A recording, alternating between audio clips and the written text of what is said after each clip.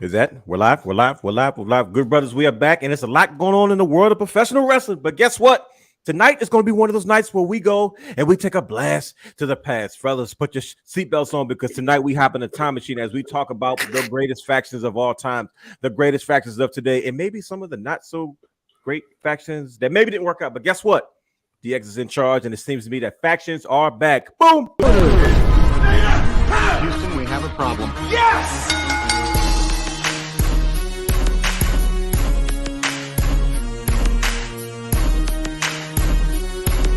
What you gonna do? What you gonna do? What you gonna do? What you gonna do? What you gonna do? What you gonna do? What you gonna do? What you gonna do? Oh yeah.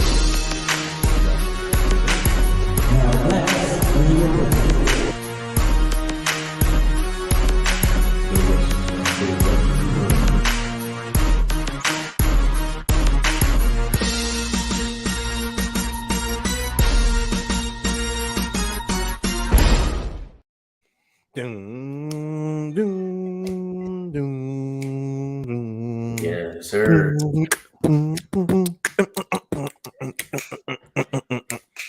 Sorry, I'm still jamming to the same music. I was thinking the same thing. Like, yo, that's some good workout music. What is my Like, cat I is would- making noise? What does he want? Go ahead. I'm sorry. What do you I want? would blast. I'm on the that show. riding down the street. I think he wants to be on the show. He always comes up. Oh, okay. There we go. There we go. There we go. Say hi, Bubba. Hi. Hi, everybody. Bubba in the house. Hi. Ladies and gentlemen, Bubba. I'm on the restaurant part. You know the funny part is his name's not even Bubba. That's just what I call him. You rename everybody. I tell people that all the time. If you know me, you're gonna get renamed. Your children, everybody. If you rename that brother, nobody else stands a chance. No, that's exactly what happens. Because the crazy part is my cousin did that to me. She was around when she was 21, and I was at Nanny's house, babysitter. She was renaming everybody. Mm-hmm. I don't know why. I just got this thing where I just rename stuff. Say hi, little buttons. Hi, little buttons. I call him Bubba. Okay. Well, you can. Now you're kind of gonna be shy. Okay. So you gonna stay with me for the show? All right. Okay. That's fine. I don't knock over my studio stuff. Anyway, ladies and gentlemen, welcome to the Wrestling Realm Now podcast. Gentlemen, are you guys happy to be back today? Of course. It's a good day. It's Wednesday. Wednesdays are for wrestling, baby. Of course, man. As people kind of trickle in, man, we got a busy show today, man. But we've been busy once again. Like I said, we've been. Now you want to leave. Now he wants to leave. That's why I don't like cats. See? I mean, you know, Brownies doesn't do pets, ladies and gentlemen. Yeah, he doesn't do anything. They belong in their room. I belong in my room. They don't intertwine. They have a place on this earth away from me. Oh no, that's not true. You need pets. But anyway, we are here to discuss a little bit of wrestling today, brothers. Today's a little bit different, right?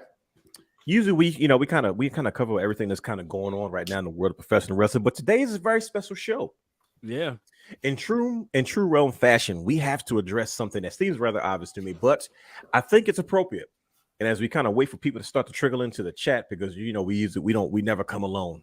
The gang is never that far away. We're gonna get back in our Wrestling Realm time machine, and we're gonna go back, and we're gonna discuss what I believe is one of the most integral parts of all of professional wrestling and in professional wrestling history, which is factions and or stables. To me, now correct me if I'm wrong, brothers. Does it seem like to me that it's like a bunch of factions out now all of a sudden? Like at one point there were a bunch, then they disappeared, and now it seems like they're reappearing again. And I'm like, wait a minute.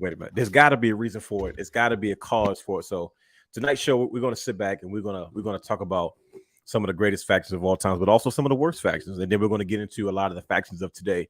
And we're talking everywhere. We're talking AEW. We're talking WWE. Maybe Impact Wrestling if there's still any available there. But yeah, as usual, before we get into all that, we have to take care of logistics. So, gentlemen, if there's nothing else that needs to be addressed as we get started, I guess I can grab the old handy dandy iPad and get into it. What do you guys think? I think you're pretty good. But first, let me share what I'm partaking in today. Okay. No, go ahead by all means. Ladies and gentlemen, we are here. We're healthy. Pretty sure Brian Waters has his water. Mhm. TRDA. I got He has his water. It's good stuff. I got Add some you know, water of over course. here. Of Add some and coffee. unsweetened yogurt, granola, Oof. avocado, and blueberries. Oh boy, look who's arrived in the chat. Ooh, they. The well minority. Shout out to Sandor. We just had a intense discussion about evolution earlier. About who? Evolution. Oh, you listen. You came to the right show. Right. We'll be discussing those guys later on tonight. But go ahead, Oh, brother. Lord, again. We gotta finish Brother Hugh's menu. No, but no. Say it one more time from brother. Okay. It sounded real healthy. Like it sounded good. It's very healthy. It's actually pretty good. I was gonna say, how's the flavor? It is you gotta get used to it. Yeah, you stuttering. You stumbling a little bit when you talk about the flavor, but you gotta get used to it. But once you add the granola in there, okay, with a little bit of honey, oh yeah, you good. See, that's the sweetness right there, though. Go a little bit of honey, yeah. Is it dark chocolate granola? No. Okay, yeah, because that's what I used to do. Add the little dark chocolate granola to the plain yogurt. Ooh, no, that didn't even sound right. Sorry, plain yogurt. Oh. That's trust me. Well, when you try not to partake in the sugars, right? You know, look as I drink this Gatorade. See, look, it's not. And it's not zero sugar. No, that's my Come on, my bro. struggle. At least I got a zero sugar Pepsi. No, my struggle is the sugar. That's my biggest thing. Like I can give up everything else, but sugar, it's got a hold on me. It's bro, tough, man. It's tough. Real talk. So I had went like 3 months without it, right? Started like you dropped weight really, really fast. That's what I said. Yo, sugar's really the culprit. Brian dropped like 22 pounds in like probably 22 days or 26 days, something like that. Just all straight, no sugar. And when I started, prune juice. I told him to get the prune juice. That's what it was. So you trying to say he was full of? Never mind. Yeah, always. So when I started like eating a little bit again, and then trying to pull back, it was difficult. Yeah, so I'm mess with you. Yeah, it's addictive. It's like so it's MSG.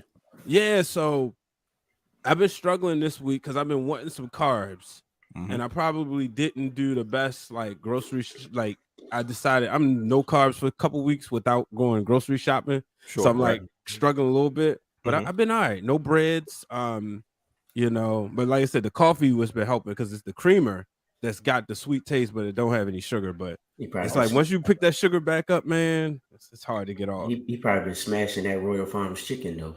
No, I haven't. Notorious, right? I was, and guess what? I got over 1,900 points too, so it would be free. Bro, you might as well send them over here because I'm right. Hey, I told y'all download the app. You right. You've been saying that, brother. I've been procrastinating. I never did it. Where do you get your gas from for your car? Wherever's closest by to me. Absolutely, I'm not, bro. Like life hack. You buy gas from Royal Farms. You rack up points every time you buy gas. Next thing you know, before you know it, you got all you need is like 400 points to get like free fries or something. No, 100 points for free fries. So it's like 400 points for a chicken box. I don't need free fries or free chicken boxes. That's the issue. See, so like I'll sit there and I'm like, man, I bought a whole 8-piece for the family.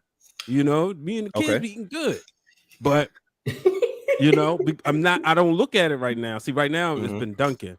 Me and Dunkin' been, I've been racking up points there. See, you messing up. But see, I drink the caramel craze latte that don't have sugar. Nope. As soon as I smell it, I need a dozen. I need munchkins. Ooh, see, yeah. I need the chocolate glaze. I need a French cruller. I need a toasted coconut. I need it all. See, I'm not saying that on this podcast because I know y'all gonna have jokes. But I like the chocolate donuts. You not listening around here. Which one do you like, bro? I'm not telling you because I know where it's going. Hey, Taquan's in the building. I'm not an addict, bro. man, we're gonna lose the people. Let's get to logistics, man. No, all right. Enjoying this conversation, but we can get the logistics. Don't worry, it's like it's anybody in here anyway, so we just ramble. That's no good. They'll get there. Everybody coming in late. I'm not gonna say what ethnicity they are, but anyways. Logistics, ladies and gentlemen, here we go. Tonight's show. I don't think I changed the title on the rundown, but that's okay. But but that's all good. That's all right though. It says introduce show, host, and logistics. So that's what I'm gonna do. And I'm still brain, so I knew it's copy and paste. Are you serious? All this time? No, it doesn't. Where you see brain at? It was on there the last time, so I just skimmed through it this time. I read the rundown. I ain't look at the opening. Oh part. snap! It is right there. What's the introduce? Still brain on one of them. Yeah. My bad. Hey, that's Hey, worse. listen. That's worse than Brian H. Walters. Walters. I was trying to figure it out. Okay, Bro, it's been put in the rundown. It's been literally put there. Waters, not Walters. He said B. Brian H. Walters. I said, wait a minute. Who the heck is Brian H. Walters? Okay. Let's Funny get into story. it. That my older sister name on her birth certificate is written Walters. Oh damn. Yeah, it was crazy. With that stuff, that's another story. Yeah. Hey, I gotta figure that out. Right. Yeah, exactly what you think. All right. Well, on that note,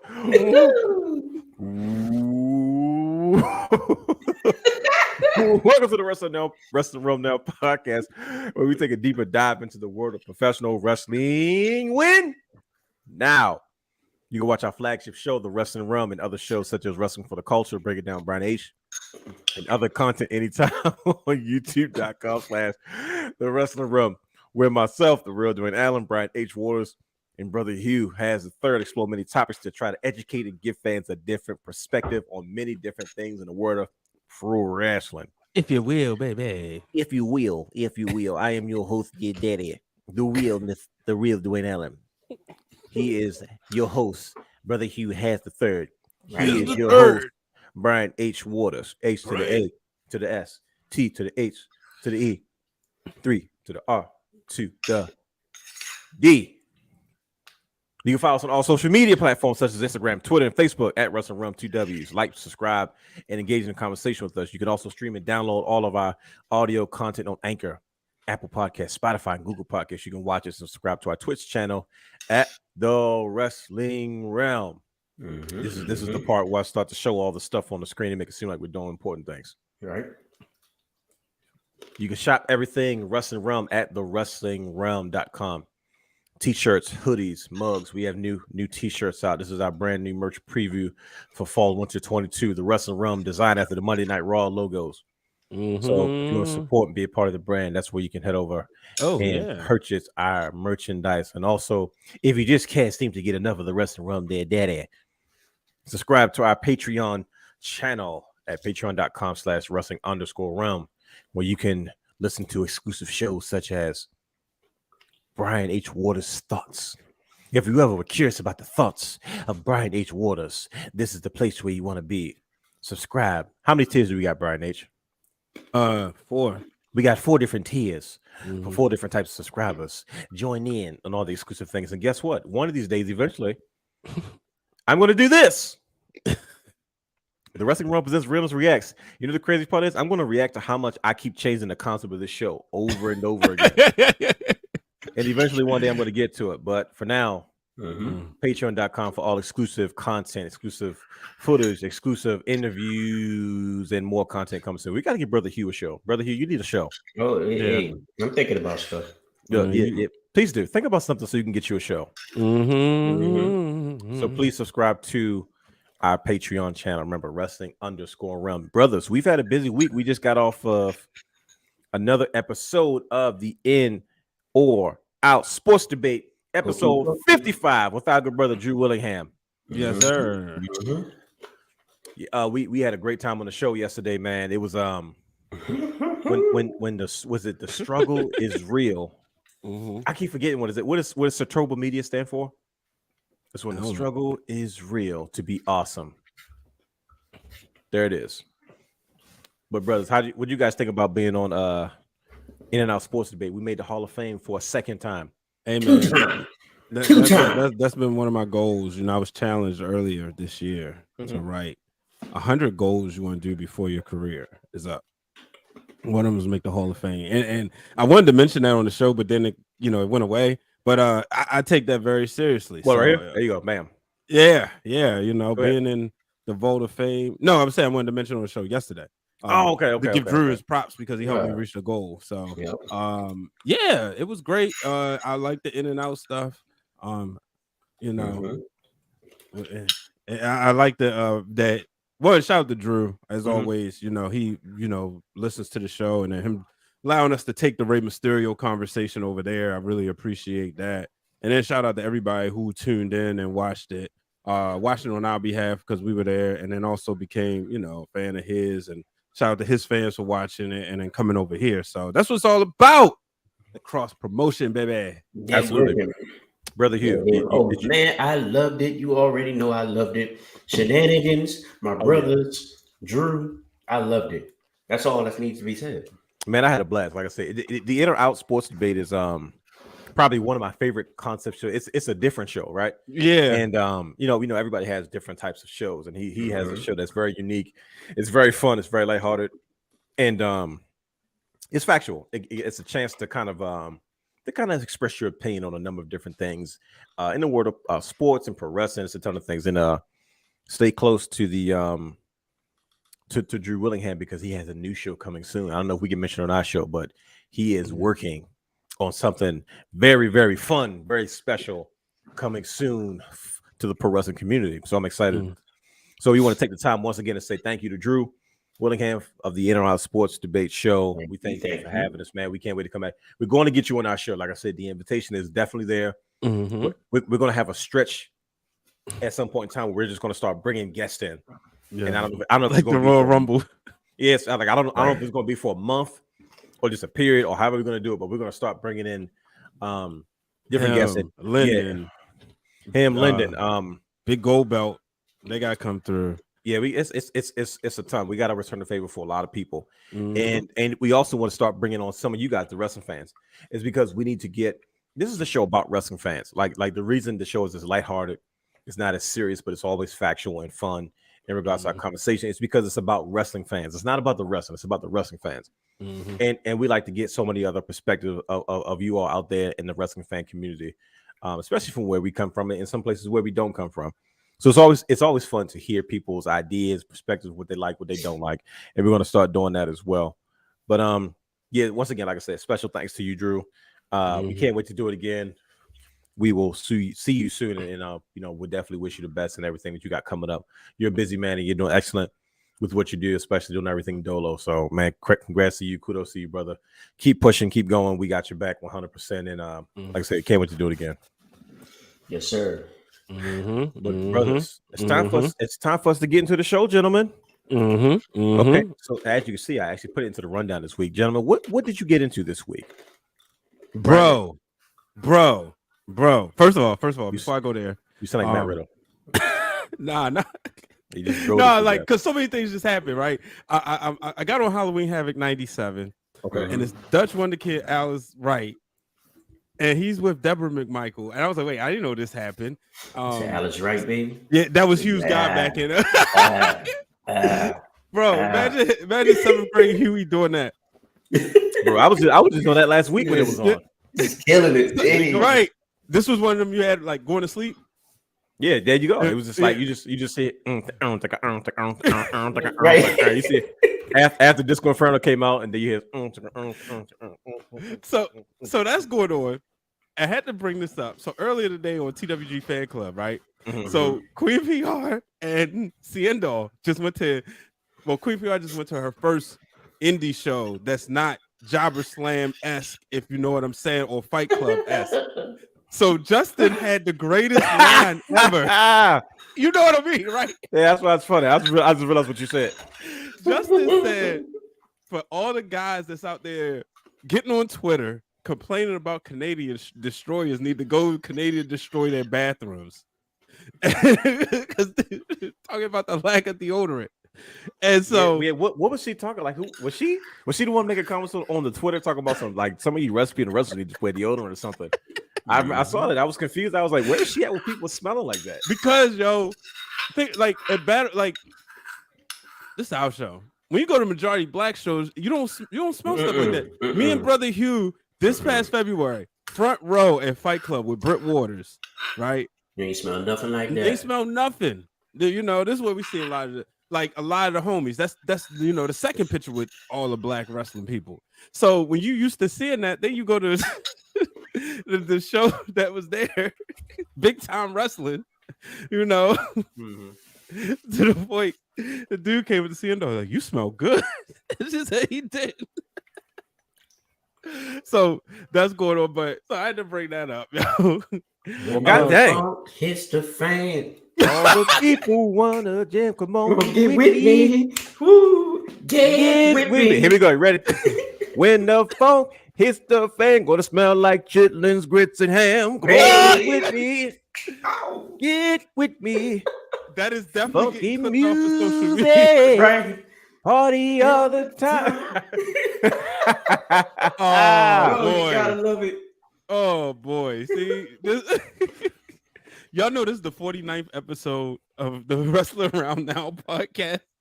And that might have been one of the greatest moments of this show. If we ever do like a top 10 moments of this show, that's going on there. Just Yes. impromptu when the funk hits the fan. Hey, guess what? When There's a whole the Google funk sheet with everything. Hits the fan. Ooh-wee. Right. But Whoa. yeah, Wow. Taquan just said it, top tier moment. Oh, wait. Shout out to Taquan. Happy birthday. He just said It's his was just birthday. on Saturday. So yeah, happy birthday to him. Hey, happy birthday, bro. There you Yeah, go.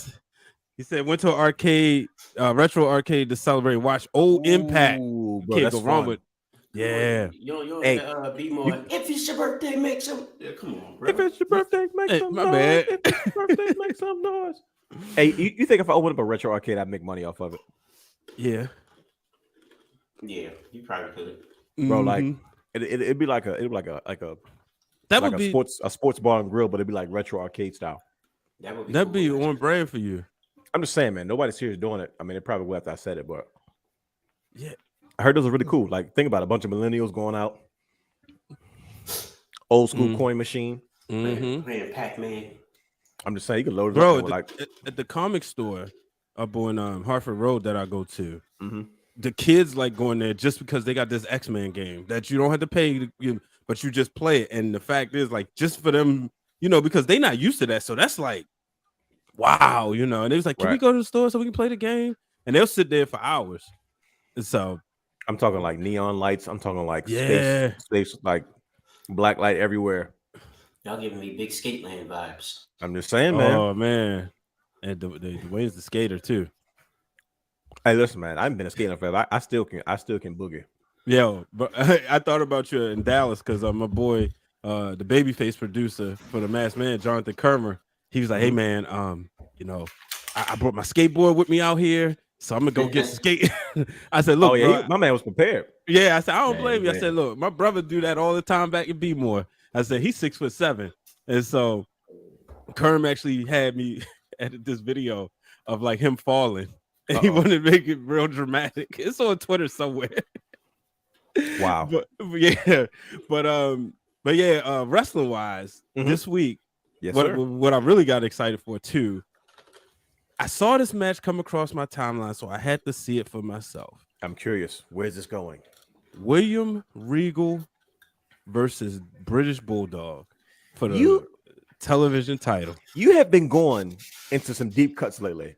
Mhm. Have you watched that much wrestling to the point now where you're like, bro, I'm in deep tracks now. Like I'm not saying nothing on the radio, no commercial hits, like all deep tracks. Like you're pulling out some really like pure obscure wrestling matches that like the average Joe Schmo probably wouldn't even pay attention to. But you're digging deep, brother. Yeah, At that 'cause time of year, you can tell. Yeah, but it's also one podcast material.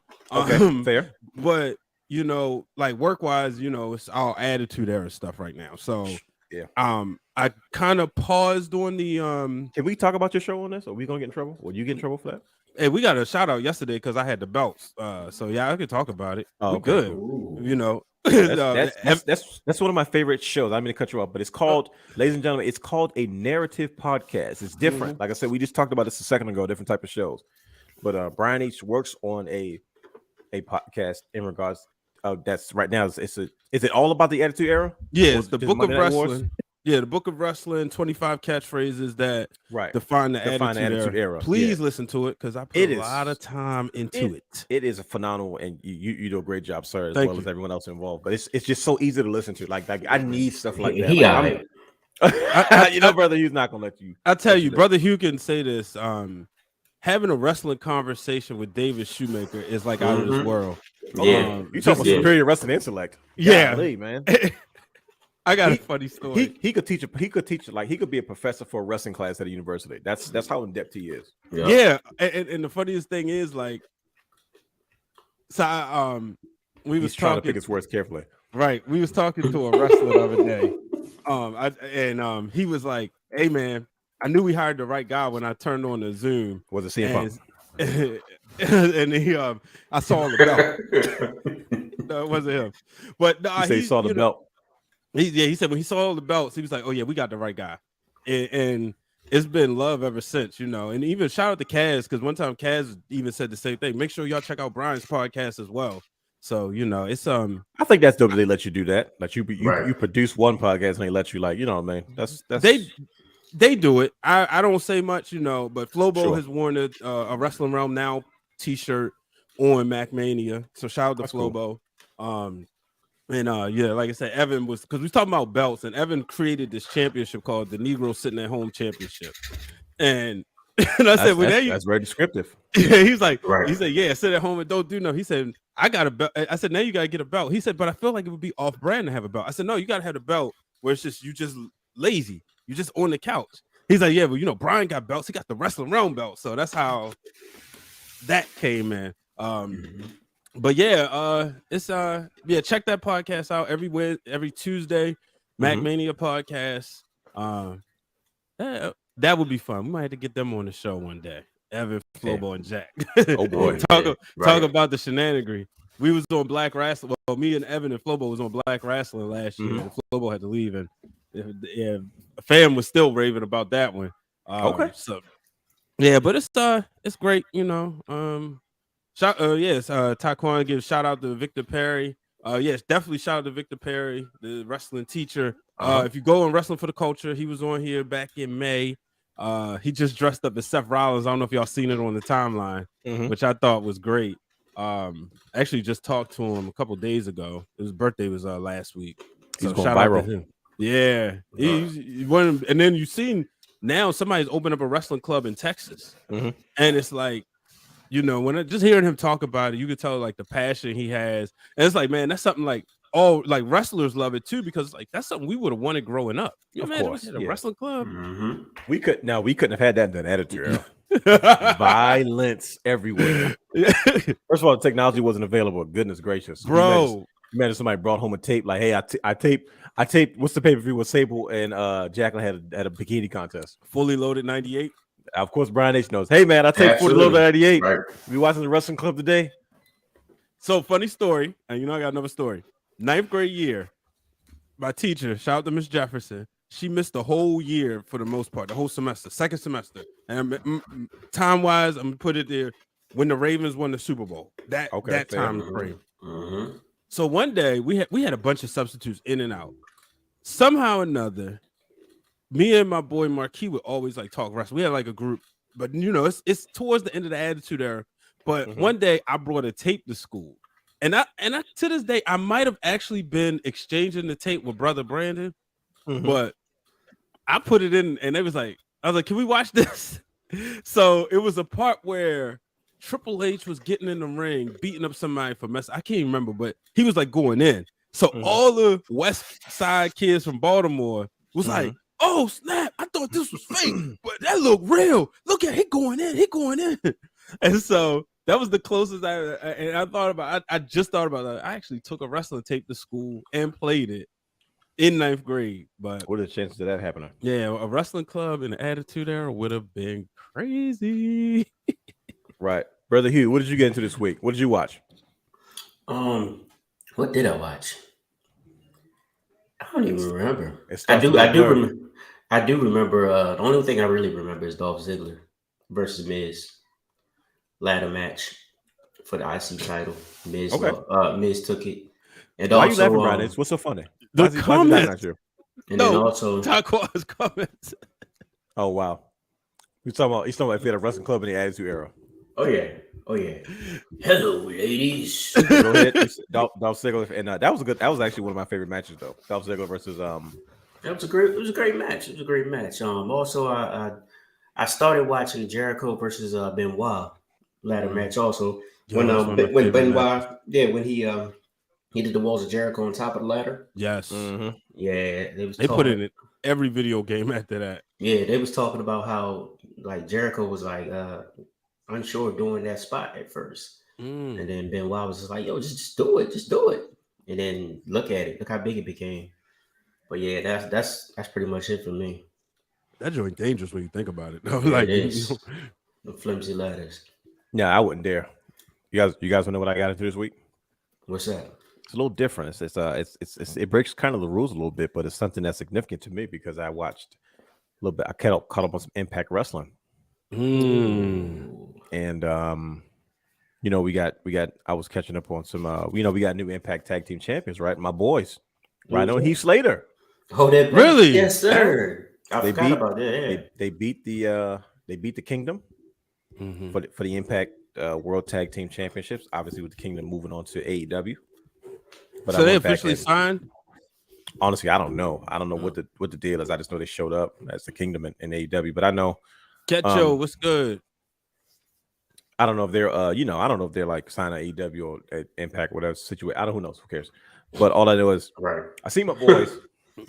I've always been a big Rhino fan since the beginning. Yes, sir. Of you see that like right before he signed with WWE, I started to get into Rhino.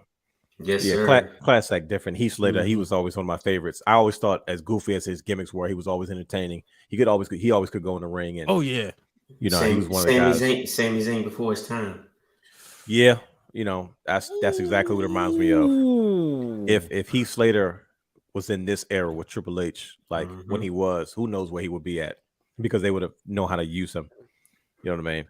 And so yeah, that's what I got into this week, man. It was like I said, I know it's not along the lines of the regular stuff that we usually catch weekly, but it was important to me because my guys are once again tag team champions, and yes, sir. Yes, sir. Especially after that knee surgery that Rhino had to have, sideline him for so long.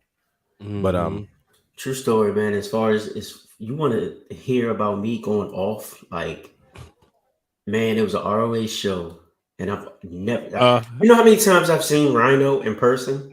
And I've never seen the gore. Yeah. Really? Oh, yeah. Never.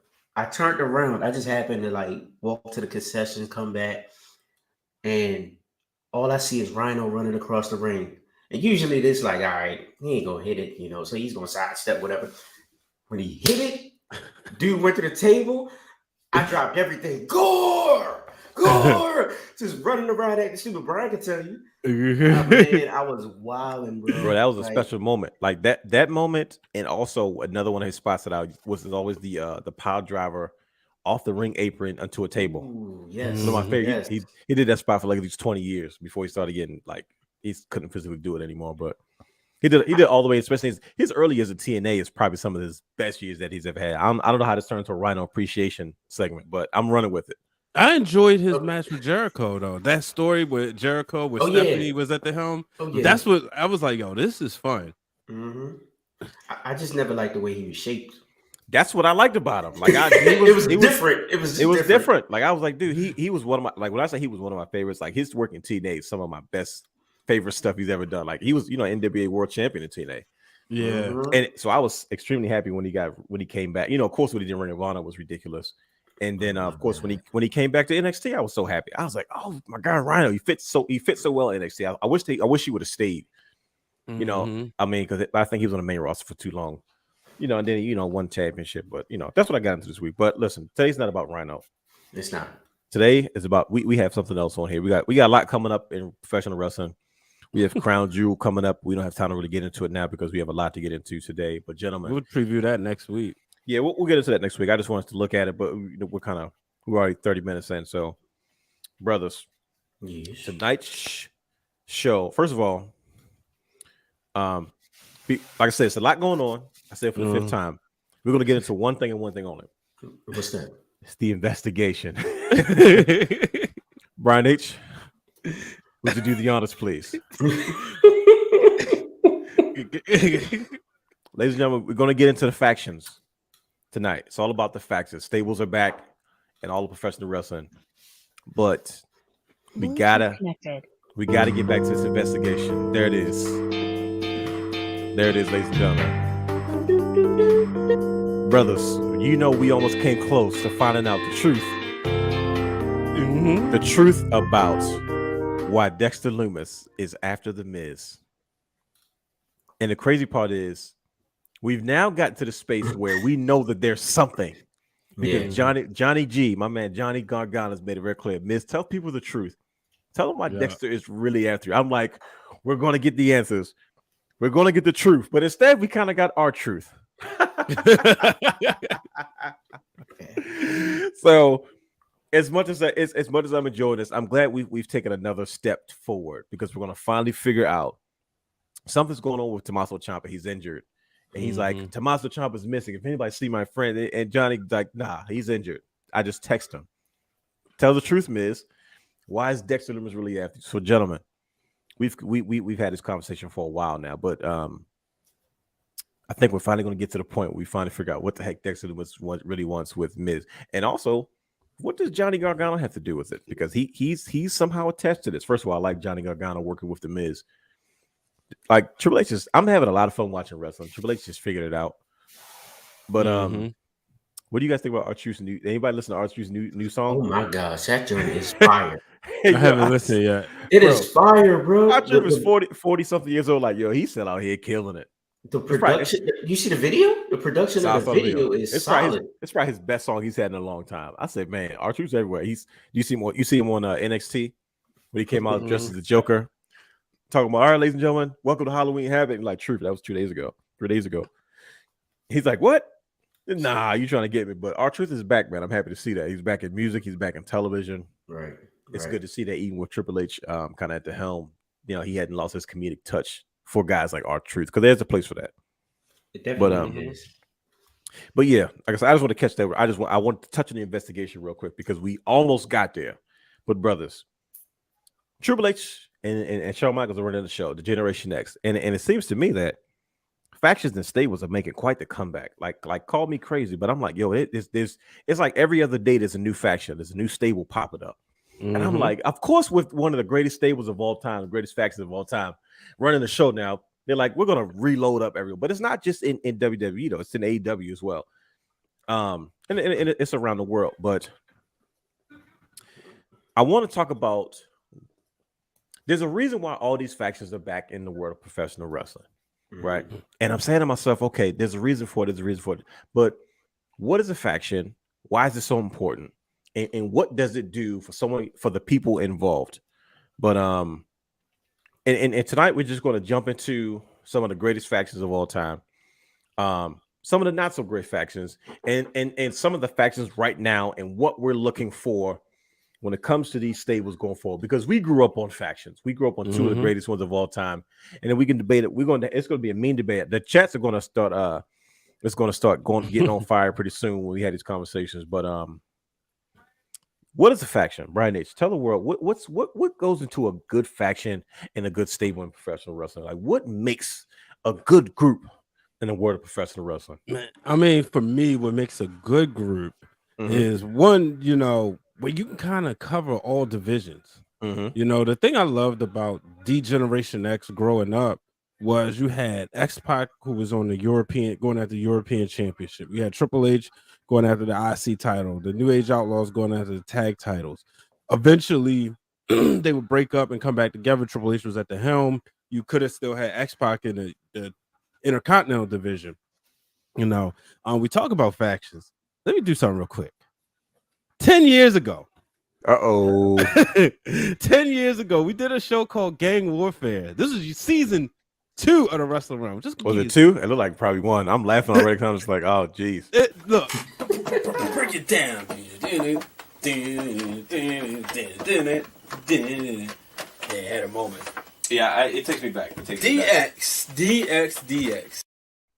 Yeah, the shenanigery was always there, ladies and gentlemen. Hey. I don't even know what to say when I see that, bro. Like, what in the world? Burn both of y'all up. See, because I look back at all the stuff, right, and I be laughing. It's great. I love it. You see the evolution, and not that faction, that whatever. But but like I said, I love a good faction that's, it's like gangs, right? You mess with one, you messing with all of them. Wow. Hey, we was in production school at the time. We was getting more views in those videos earlier. Like, remember, we was getting like 4,000 or 5,000 views on those. You know why? Because you had to go to YouTube to watch everything. Mm-hmm. Back then, now you can watch it on. Shout out to Dylan Matthews, just joined in. But you had to watch on YouTube. You couldn't watch it on Facebook. You couldn't watch it on Twitter. Instagram wasn't alive yet. Then it was exclusive to the iPhone. But now we got so many. Remember Vine? Yeah. Oh my gosh! Yeah, Instagram killed it. Yeah, but yeah, so that's a good faction to me, man, and that's why I always enjoyed DX. What I loved about the NWO because like the show we did was called Gang Warfare, and that's what factions was. They were gangs. Right. You know, you remember like 97. That was one of the things that we constantly talked about in the episode because you did a great job back then breaking it down. 1997 when you had the Los Pericuas, you had the the early DX. He said Los Pericuas. Oh yeah, Nation of Domination, Heart Foundation. You know, DX wasn't. They were everywhere. DX just yet. They would become that in October. But yeah, so man, that's what I'm a huge fan of. And you know, we seen like the early, what's this 2000? So the late 2010s where it felt like we would get teased with factions, but then it was like, nah, we're not gonna do it. We're gonna do nah, you know, you might have like one or two, right? Like you had your New Days. You know, you remember when they was not trying to put the bloodline together. Yeah, you know, they like teased it was like a one-off. Yeah, you know, and then it would be like, okay, like when Roman first won the title, then it was like, all right, you know, or technically his second title reign. You know, it was like, all right, the Usos came out to congratulate. It was like more of a shoot moment, but they wouldn't put them together. Now, you know, they together. So I'm a huge fan of factions. I think it's always a place for it in wrestling. Brother Hugh, what's your favorite part about factions? What does that do for us as wrestling fans and those who are involved when you have these factions, these stables in professional wrestling? See, I play basketball and baseball, and I look at it as if it's just a collection of quality players. You have like your superstar, you have your role players, and they all work well, and they do what they have to do to make everything mesh well. Right. So, yeah, I mean, I just like the different characters that come together, that can cover the span of different divisions, and also, you know, like I said, mesh well, be on the same page, and just make things happen. That's what works for me. Right. Shout out to D. What's up, D? Is in the building. You see that? D. Oh gosh. Brother D. Yep. Oh gosh. You know what time it is, man. Oh yeah. Listen, if there's one thing about factions, it seems it's a staple in professional wrestling for a lot of different reasons. One of the biggest things that I've always enjoyed about factions, it gives more talent opportunities to be involved in kind of and stay relevant in situations. Right? It's good.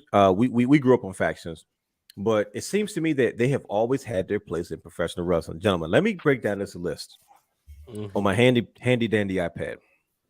I'm gonna start listing all these factions that have existed in the world of professional wrestling. This is quite a few of them, right? Some of the good, some of the not so good. We're gonna discuss our favorite ones, and we're gonna discuss why they're important and what they mean to the product today, right?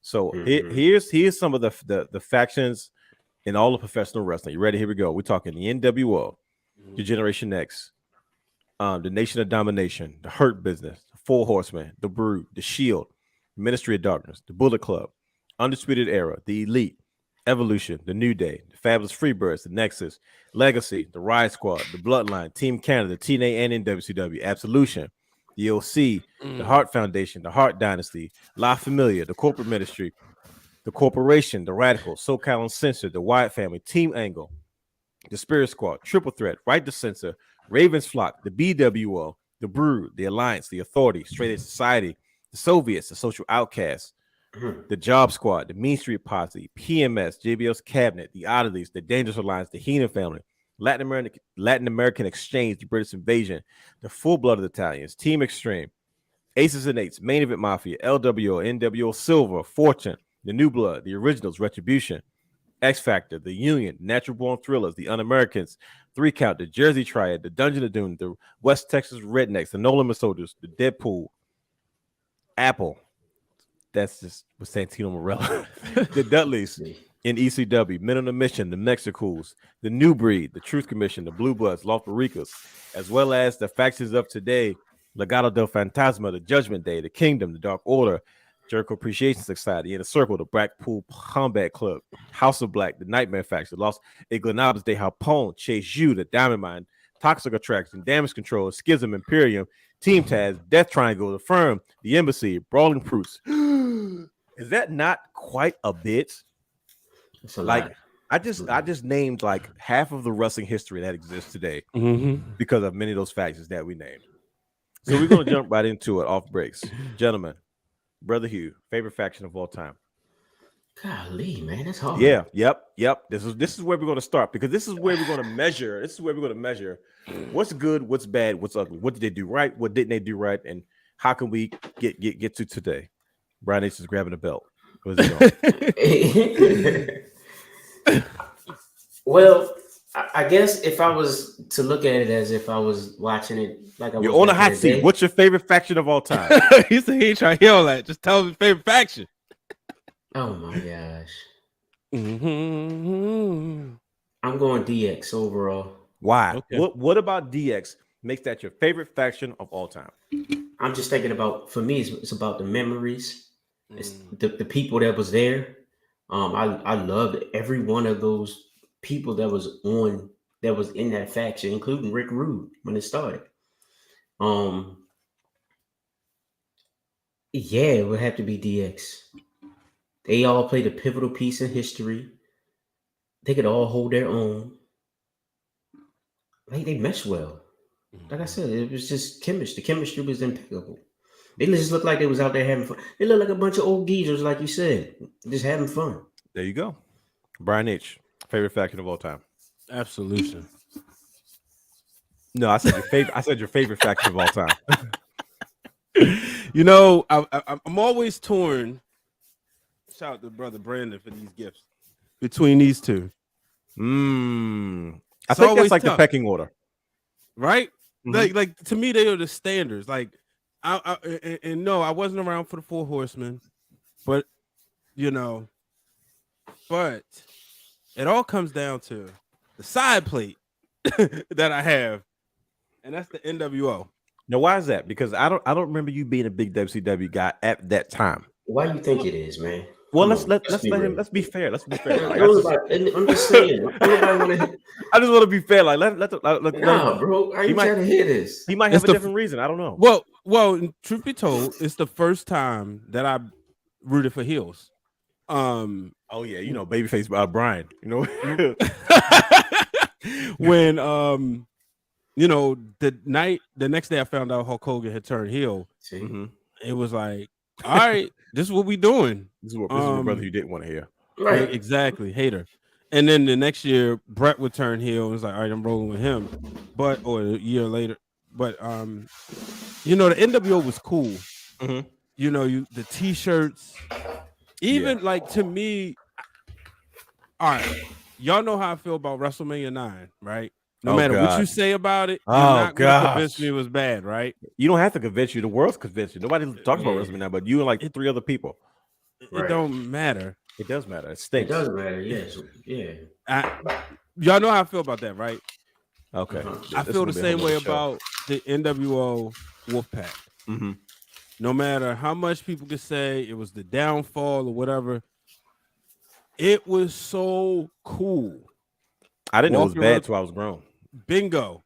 When I look back at it, it was still cool. You know, playing the video games, changing on WCW Thunder. You could change the factions. If y'all remember, that was cool. I ain't gonna lie. And I would Thunder was that game. Oh, trust me. Oh, I knew that was Thunder was that game for me, right? Yeah. So I would change, like I would put Bret Hart in the Wolfpack.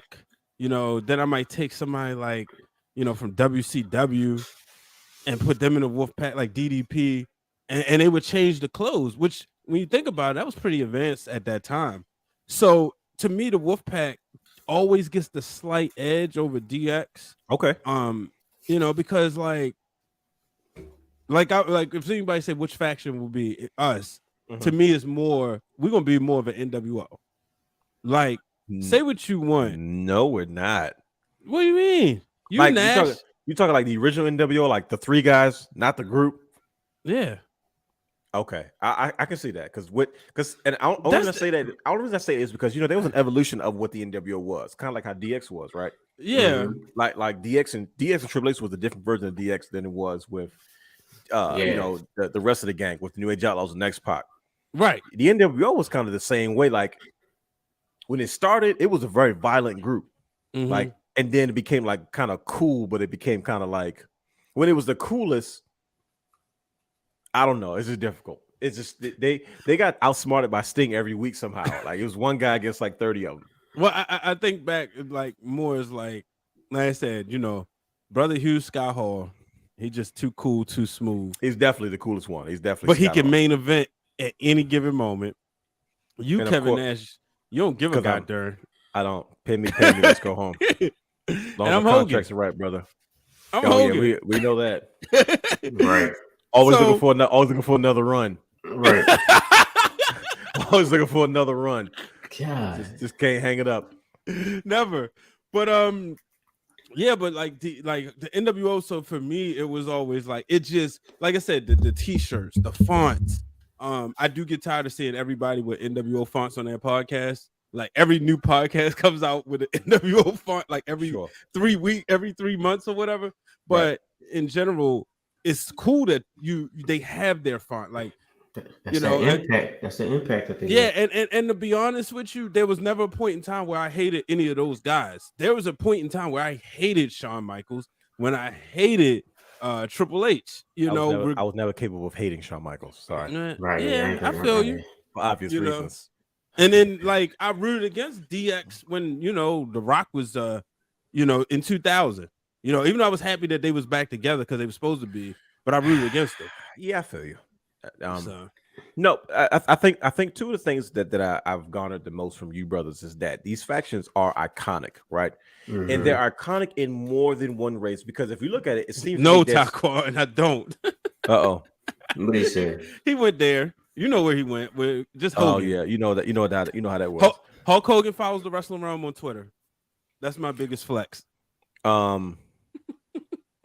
So like factions define a generation. There's always one that kind of like this generation this is what they're. So like for instance, we're one generation, but if you ask anybody in the 80s what faction was the most important, you're going to hear about the Four Horsemen, right? Mm-hmm. Yeah. The Four coming Horsemen, off of the Freebirds, of course, because like the Freebirds and were Von Erichs. Freebirds and Von Erichs were kind of Southern, right? Yeah. And then you had like they were kind of like they represented one demographic of professional wrestling fans, right? And then you had the Four Horsemen that were kind of clean cut, money guys, traveling, jet setting kind of group, and they were all villains. And the Four Horsemen were iconic because they may not have had like an iconic t-shirt, but they had an iconic style that we still parody to this day, that kids come up and want to be like Ric Flair. That whole Ric Flair drip thing started with him. It started with the Horsemen. That was their lifestyle. That was their attitude. And then they would get in the ring and beat the living tar out of you, right? So you look at the NWO, you look at DX, the t-shirts, the catchphrases, the moments, the ratings, the money. You had the same thing with the Four Horsemen, right? Mm-hmm. And then you move into like the 2000s, and then on forward, you had factions like Evolution. You know what I mean? You had factions like the Hart Foundation, which were like very like that. The Hart Foundation was the very first Team Canada, technically. There's been two versions of Team Canada. There's been Team Canada and WCW that with like Lance Storm and Elix Skipper, and at one point they turned coat Hacksaw Jim Duggan. Then there was Team Canada in TNA with Scott D'Amore and Eric Young and A1 and Bobby Roode. Yeah, that's what I remember. And Petey Williams, the king of the Canadian Destroyer. Didn't they have one in no, it was the Un-Americans. And the Un-Americans invasion. Yeah, pretty much. It was with Edge and Christian, I believe. I think Test was in there, wasn't he? Test and Regal. Lance Storm. And Lance Storm, yeah, and he had that group. You know what I mean? So I think a good faction defines a generation. It kind of sets the tone for like, okay, this faction was a key part of what made this branch or this time period of wrestling successful. So that's kind of the way we measure factions these days. But you know, there were a lot of good factions and there were a lot of bad factions, right? There were a lot of things that went well, a lot of factions that didn't really stick. So let's talk about a faction that kind of we enjoyed, but like for instance, the Ministry of Darkness and the Corporation. Yes, sir. Right. These were very different factions during the time because they were so large. There wasn't just like a group of guys. It wasn't DX was 4 or 5 guys, including China, versus the Corporation was huge. And then eventually they merged to become the Corporate Ministry, right? When you talk about certain time periods when it comes to the Attitude Era, we talk about the corporate. You can't go but so far without coming into the Corporation, the Ministry, or the Corporate Ministry, and of course, the famous scene with the higher power with Vince McMahon kind of organizing strings behind closed doors. Right? So good. It was me, Austin. It was me all along. Which is I said, but let's talk about some of your favorite factions of the early 2000s. Right. So let's talk about the most controversial. I mean, not the most controversial, but the one that we talk about, the most obvious faction that was kind of like that Dylan kind of just brought up, Evolution.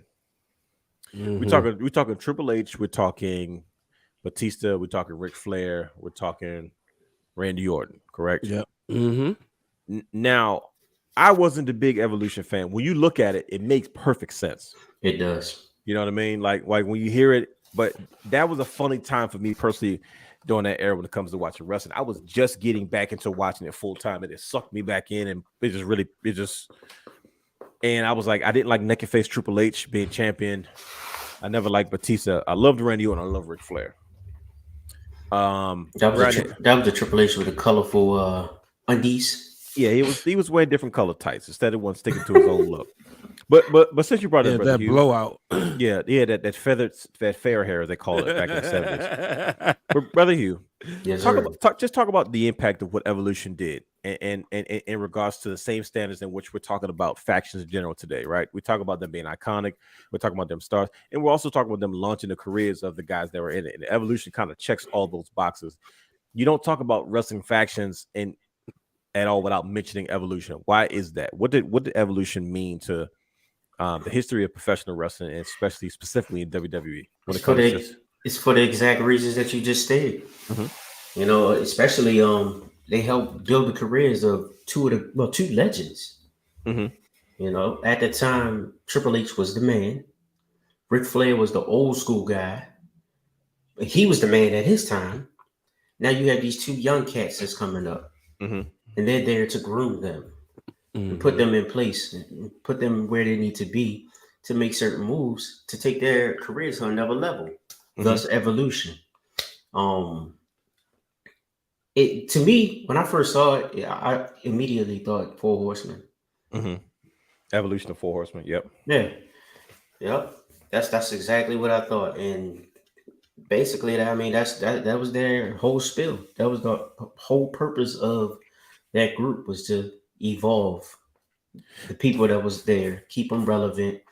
Batista became a star. Yeah, couldn't stand him. Never liked but Batista. A star. But he was definitely a huge star. Right, Randy Orton. He was like the prodigy. Yeah, he was. You know, at the time. So that was the purpose of Evolution. Evolution was one of those factions that I think it was. I don't want to say it was sorely needed, but it was a breath of fresh air, because you kind of notice the trend of what Triple H is kind of doing now. Is he's like, okay, cool. Yeah, you could always use factions to kind of elevate and move the needle forward for a lot of the young talent and young superstars. You can introduce them. They can be your heaters. They can be the guy that takes your bumps, but you can put them in the best situation if they're paired with the right people to kind of elevate their careers and then go on to either create a faction of their own or just become, major players and Hall of Fame guys. And even then, like you see Triple H already with his mind moving when it comes to his approach to developmental. Right? I was about to say it became a mini version of a foreshadowing of NXT. I mean, you understand the importance of building new talent, and like I said, and you're talking about two guys that Triple H went on to have. Oh no, you're muted. There we go. There you go. Yeah, let me just make sure my audio is still where it needs to be. Yeah, you on the computer. Testing. Nope. There we go. There we go. Can you hear me? Yeah. Yep. There you go. There we go. So the important thing is it's like this. It checks the right boxes for what a good faction is, and we're gonna keep that same energy as we move on today because there's another faction that we were privy to that reminds me a lot of Evolution that I like a lot, and that was the Hurt Business. But before we get into the Hurt Business, elimination time. You guys didn't notice, but we're doing this today. This is like an impromptu Survivor Series matchup. NWO versus DX, and then we're going to do the Four Horsemen versus Evolution. So in the first matchup, you got Four Horsemen, and you got the Generation X. Brian H, who are you taking? NWO versus DX. I'm going with NWO. So he tried to cop out. I said, Right. He said, I said Evolution. I said Evolution versus DX. Oh, Evolution. I mean DX, easy. Okay. But you, brother Hugh. DX. Who you taking? Okay, you taking DX. All right. So now you got the Four Horsemen versus the NWO. Who's in it for the NWO though? We'll just start with the original three. Just the three. Mm-hmm. You can't lose with them. So what are you saying? NWO. So you're saying the NWO had a bigger impact, better careers, better everything than the Four Horsemen? Yeah. Yeah. See, that's hard because yeah. No, I'm gonna tell you why. It's tough though because it's generational. Like, okay, the Four Horsemen span was like at least a couple of decades, man. Like, and it still had impact going into the 2000s with Evolution, a major impact as far as factions. Okay, so what are you saying, brother? Oh my gosh! Yeah, because you're twiddling and but at the end of the day, cross appeal. You think about all the marketing. You think about all of that. You gotta go NWO. Okay, Brian, did you say the same thing? Easily, because the one simple fact is Scott Hall or Kevin Nash was never looked at as a sidekick. Arn Anderson will even say out of his mouth he was the greatest sidekick ever. What I see with the Four Horsemen versus NWO, it's kind of like the San Antonio Spurs going up against the Lakers. Okay. You know, you got a team full of stars versus one star and a bunch of like good role players. Got it. What you trying to say though? I mean, he got real specific about something. One's a workhorse, one's a workhorse, and one's flashy. Okay, so but the flashy team can win and get it done. And what you say, marketable? Which one's going to sell more tickets? Interesting take. That's true. So you're going with the NWO over the Four Horsemen, correct? Yeah. All right. So, ladies and gentlemen, it's down to the NWO versus DX because this is going to segue into the next faction that we're going to talk about. I was trying not to match them up at first because I had a feeling this was going to happen. So we're talking about NWO, we're talking about defects, we're talking about the greatest faction stables, we're talking money, we're talking crossover appeal, we're talking everything. NWO versus DX. Mind you, we just celebrated 25 years of DX. Brian H, starting with you, buddy. This was tough. You're lucky we don't have no like Survivor Series graphics. If we had sound effects and stuff, this would be way more entertaining. But y'all just have to hear us talk about it. I want to look at the numbers. Yeah, nope. See, that's the numbers. Now he wants to get into the specifics. No, because to me, it can go either way. And I'm glad you say that because I'm gonna tell you this is. Let me let the people know this is what you're up against because you have the longevity of DX. We just celebrated 25th anniversary, which is something special, right? Yeah. But you also have the longevity of the NWO because they're still selling an NWO t-shirt is still one of the most hottest selling t-shirts. Absolutely. And that came out in 1996. The Rock House NWO theme is still one of the most downloaded songs. right? And then the impact of the NWO still kind of reigns supreme, you know, through a lot of different avenues and stuff like that. So you're seeing the influence of both still. Right now, one might have lasted longer than the other one, but one had a drastic impact in a smaller period of time. So now you got it. Like this is where the scales are. The scales are here. You have to make a decision as someone with superior wrestling intellect, Brian H. Waters. See, and then you know, I think in this situation, nah, that's not fair. I was gonna say you go with the one that won the war, but that was beyond their control. But then think about it. You have to take consideration once again. The DX came back. NWO came back, but DX's comeback was way more successful than NWO's comeback. Because NWO came back twice, and DX came back twice. NWO came back one time in WWE, and it came back as the band in TNA, which was DX. Wow. Okay. I know. See, off of that, yeah, right. But it's like we're still doing this to this day. That's the thing. That's what I'm saying. Overall, that NWO, like you can't lose with that, man. That, like you said, I'm trying not to look at it from a business perspective, but it's like hard debating Rock and Austin. So it's like, yeah, there you go. I feel like except it's not Krista B and Queen PR because that's a slug fight. Right. I feel like I'm still seeing more NWO product, more NWO influence. You are in the media as opposed to DX, and then you also got to remember that DX was prominent in the Attitude Era. Like when people mention DX, they don't think 9 times out of 10. I feel like people don't think Shawn Michaels and Triple H. They think those four. I mean, crotch chopping. There is an era of craziness. There's an era of kids that grew up on just Triple H and Shawn Michaels in 2006. Right, but they were still very raunchy. But then you also have to remember too, WWE had to switch up the game, and they had to water down their product. So it's like that could have affected too. Okay, listen, not to mention we got to think about WrestleMania with Sting and Triple H. We had an iconic moment with see, but that right there was just to let you know, like, look, we won the battle. Yeah. At the end of the day. So are you saying DX over NWO right now? Brian, make sure you're ready to clip this up. Are you saying this, brother Hugh?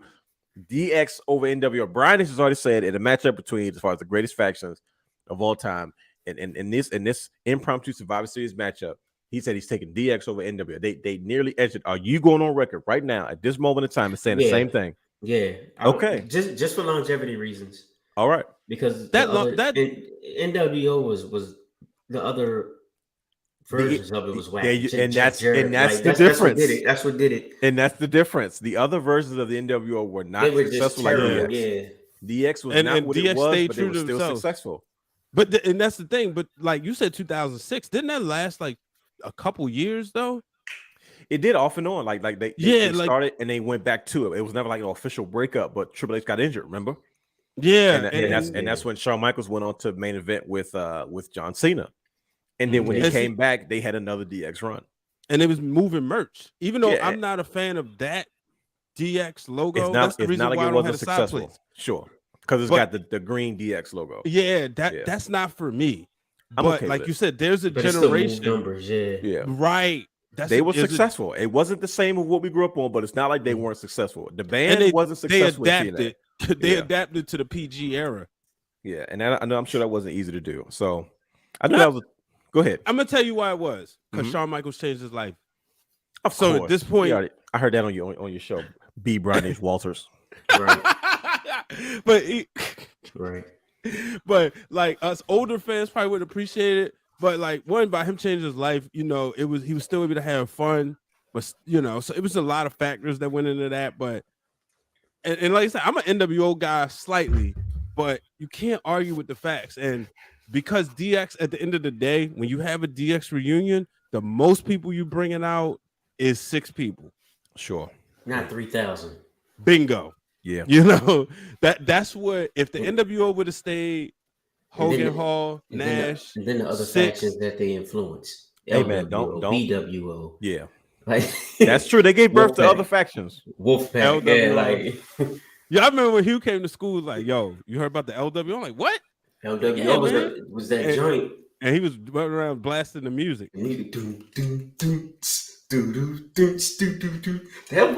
That joint rock, man. You see, Legado del Fantasma has LWF shirts, like LDF shirts. Yeah. That's tough. Fire. LWO. There it is. It is. Why does Brothers have this on deck like this though? Right. Like why? Hey, Spotify, baby. Hurry up, get to it. Boom, boom, boom. Ladies and gentlemen, vibe out with us to this Eddie Guerrero theme music. We salute you, Eddie, and LWO. And see, I didn't even know it was Eddie Guerrero's theme. He was like, yo, it's just Eddie Guerrero's theme music because I didn't have cable. So if Eddie wasn't on Worldwide, I didn't see him. Oh, you gotta wait till the horns come in. Everybody play. That's the best part, man. That's the best part.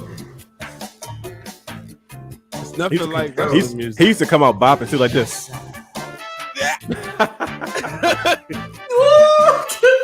I said this giving George Lopez flashback. It sounds like the theme for Angry Beavers, that cartoon on Nickelodeon. Oh snap! Angry Beavers. That was my. Oh my gosh, I love that show. That was my favorite Sunday afternoon random cartoon. Right. But you know, this is a classic, right? Dag and Norby. I got tired of hearing that one for personal reasons. Oh yeah. Oh Yeah. what? He probably kept bumping that joint. Because I went to I went to cover a game for the Baltimore Nighthawks in Jersey. And And of course, New York is the team. Their team is the Wolves. So that's all they made a version of the Wolfpack song, and that's all they played the whole time. And I'm like, bro, I don't want to hear this no more, man. Wow. I would have been rocking out. No, I'd have been bumping. That's I was at first, like the first 2 times, like the first couple times you hear it, and then it's like, brother, wait, it's too much. Is it because they kept scoring on y'all? That too, Yeah. and it was cold outside. Oh, okay. yeah. So that's a lot going on. But let's talk about another faction. Let's talk about a faction that I kind of gave birth. That kind of came from DX and NWO was the Bullet Club. Now this is a faction that kind of originated in New Japan Pro Wrestling, started by Prince Devitt, Fergal Devitt, also known as Finn Balor. I believe Bad Luck Fale, Tamatonga, the Young Bucks, and I think that was the original group. I know I didn't. I'll say this. The NWO got me to come back to wrestling, right? Mm-hmm. The only reason I stopped watching NWO was because DX was on TV. There it is. That was the only reason I didn't like WWF, because it was Tesla. It looked like, WCW was really high production. It looked like it was clear, it was live. You would turn to WWF, and I'd be like, bro, turn this fake wrestling off. It's not even recorded on live. But I was like, wait a minute, who are those guys? My bro's like, that's DX. I'm like, who's DX? Like, I don't know who these DX guys are, but these guys are cool. Yeah. He just be like, I was like, who's DX? He like DX. I'm like, no, you said DX. He's like, no, DX. I'm like, who's DX? Well, yeah, they were the only. Yo, the better music. This, because my man Jim Johnson. Well, you know what I mean? That's tough. Cause Rockhouse is like iconic, and DX is cool, but like, I think I listen to Rockhouse more than I listen to DX's baby. Okay. Slightly NWO, because DX theme starts off so slow. Mm-hmm. You know what I mean? So, but it's the reason why. It's the build up, But see, then I got to be honest, because if I'm trying to, this is what. No, baby. It's the theme is the it's influence on my show. Break it down. You get the hype. You get hyped up. Yeah, I'm definitely Run DMC. Break it down. You just the Run DMC joint was tough though. The Run DMC. It was. Was that on Aggression?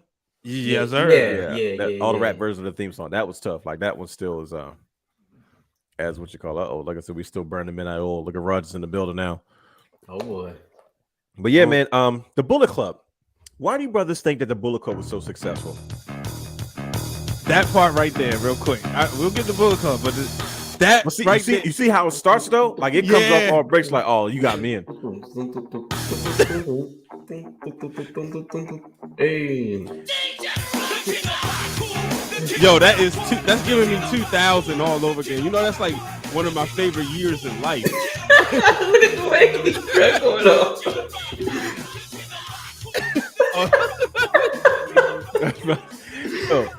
Bro, that's my jam, bro. I still rock. That joint is tough. Run DMC, bro.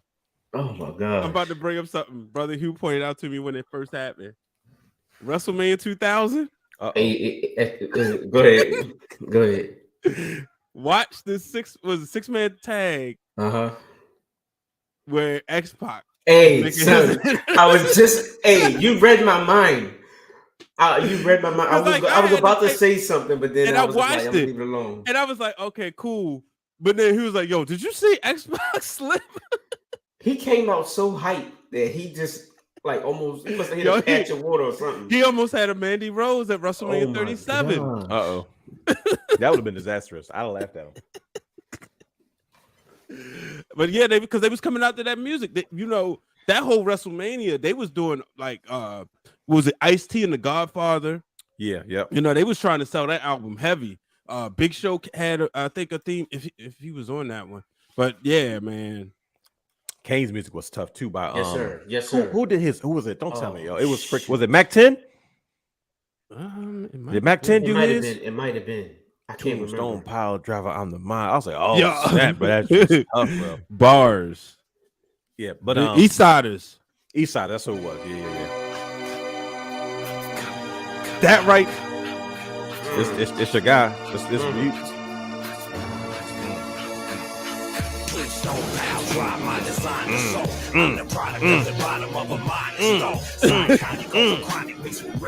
So you get the ugly face on it.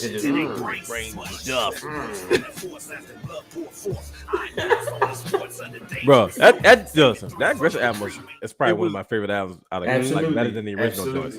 Yo, but that Vince McMahon music too. Like, I first heard this. I used to like play the video games. I was like, yo, I like this one. We gotta get to the Bullet Club. Go ahead, Bullet Club. We'll be here all night. We already know, Meth. We already know. So when you look at the Bullet Club, why was the Bullet Club able to be so successful? We're talking about.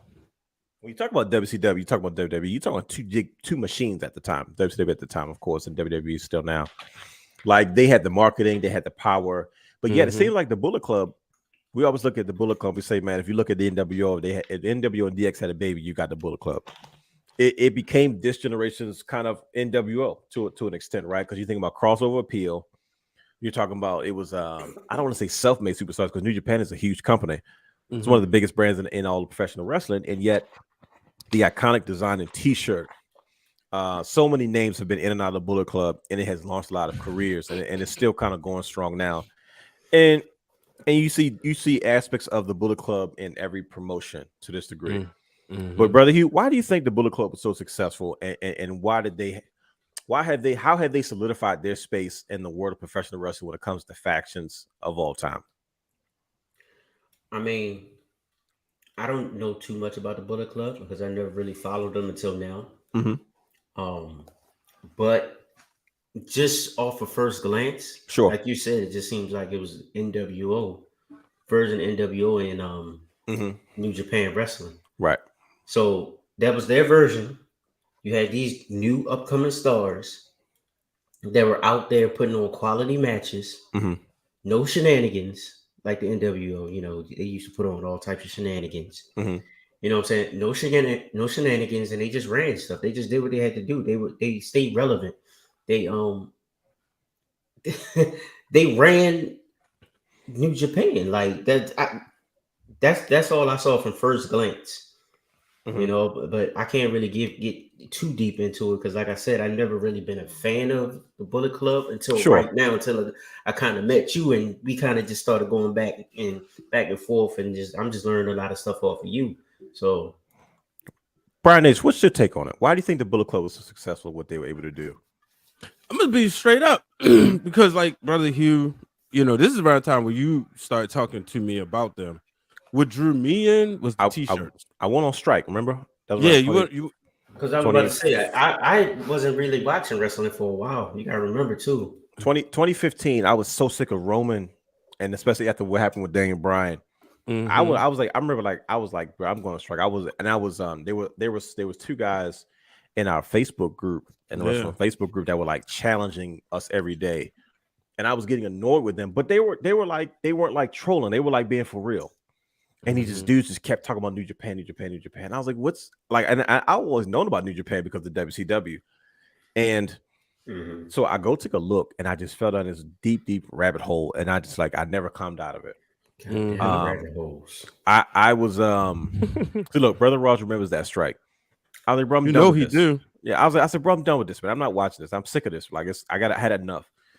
And I fell in love with Ring of Honor. I fell in love with New Japan Pro Wrestling. But the Bullet Club was made, was supposed to be a group full of foreigners. Yeah, right. All the guys that have early on. Eventually they would add Japanese guys, but originally it was never supposed to be, with any Japanese wrestlers. Like I said, of course, Prince Devitt and Finn Balor, the Young Bucks, Anderson and Gallows, Balor Fale, Tama Tonga. They were supposed to be, that was the original Bullet Club. And there's so many names have come in the Bullet Club and has left. We're talking, the Bullet Club is what, to me, revitalized AJ Styles' career. We're talking AJ Styles. We're talking Kenny Omega. We're talking Jay White. We're talking Anderson and Gallows. We're talking, there's so many names. We talked Cody Rhodes at one point was in a Bullet Club. You know what I mean? We're talking about such an iconic group that of Attitude Era kids. They're like, you know what? It's our turn. They had a similar attitude when it came to professional wrestling, especially in Japan. New Japan is full of tradition, and they were kind of the opposite and anti that. They were like, look, we want to do it our way. We're going to jump people, and then they would grab the mic and talk trash at the end of the matches. They just cut these elaborate promos in English on purpose, to the Japanese audience. And I was like, man, and they just became like this really cool counterculture, right? The original Bullet Club logo was very like military looking, but then that iconic, once again, like that iconic t-shirt started popping up everywhere. Yeah. And the more it started popping up, the more popular it became, and people began to kind of dig a little bit deeper and realize, like, dude, there's this new NWO style faction with this DX Edge that's going on in Japan. And then I think the partnership with Ring of Honor really helped because it became a global phenomenon at that point. We got to see the Bullet Club in the States. We got to see what they were doing in New Japan.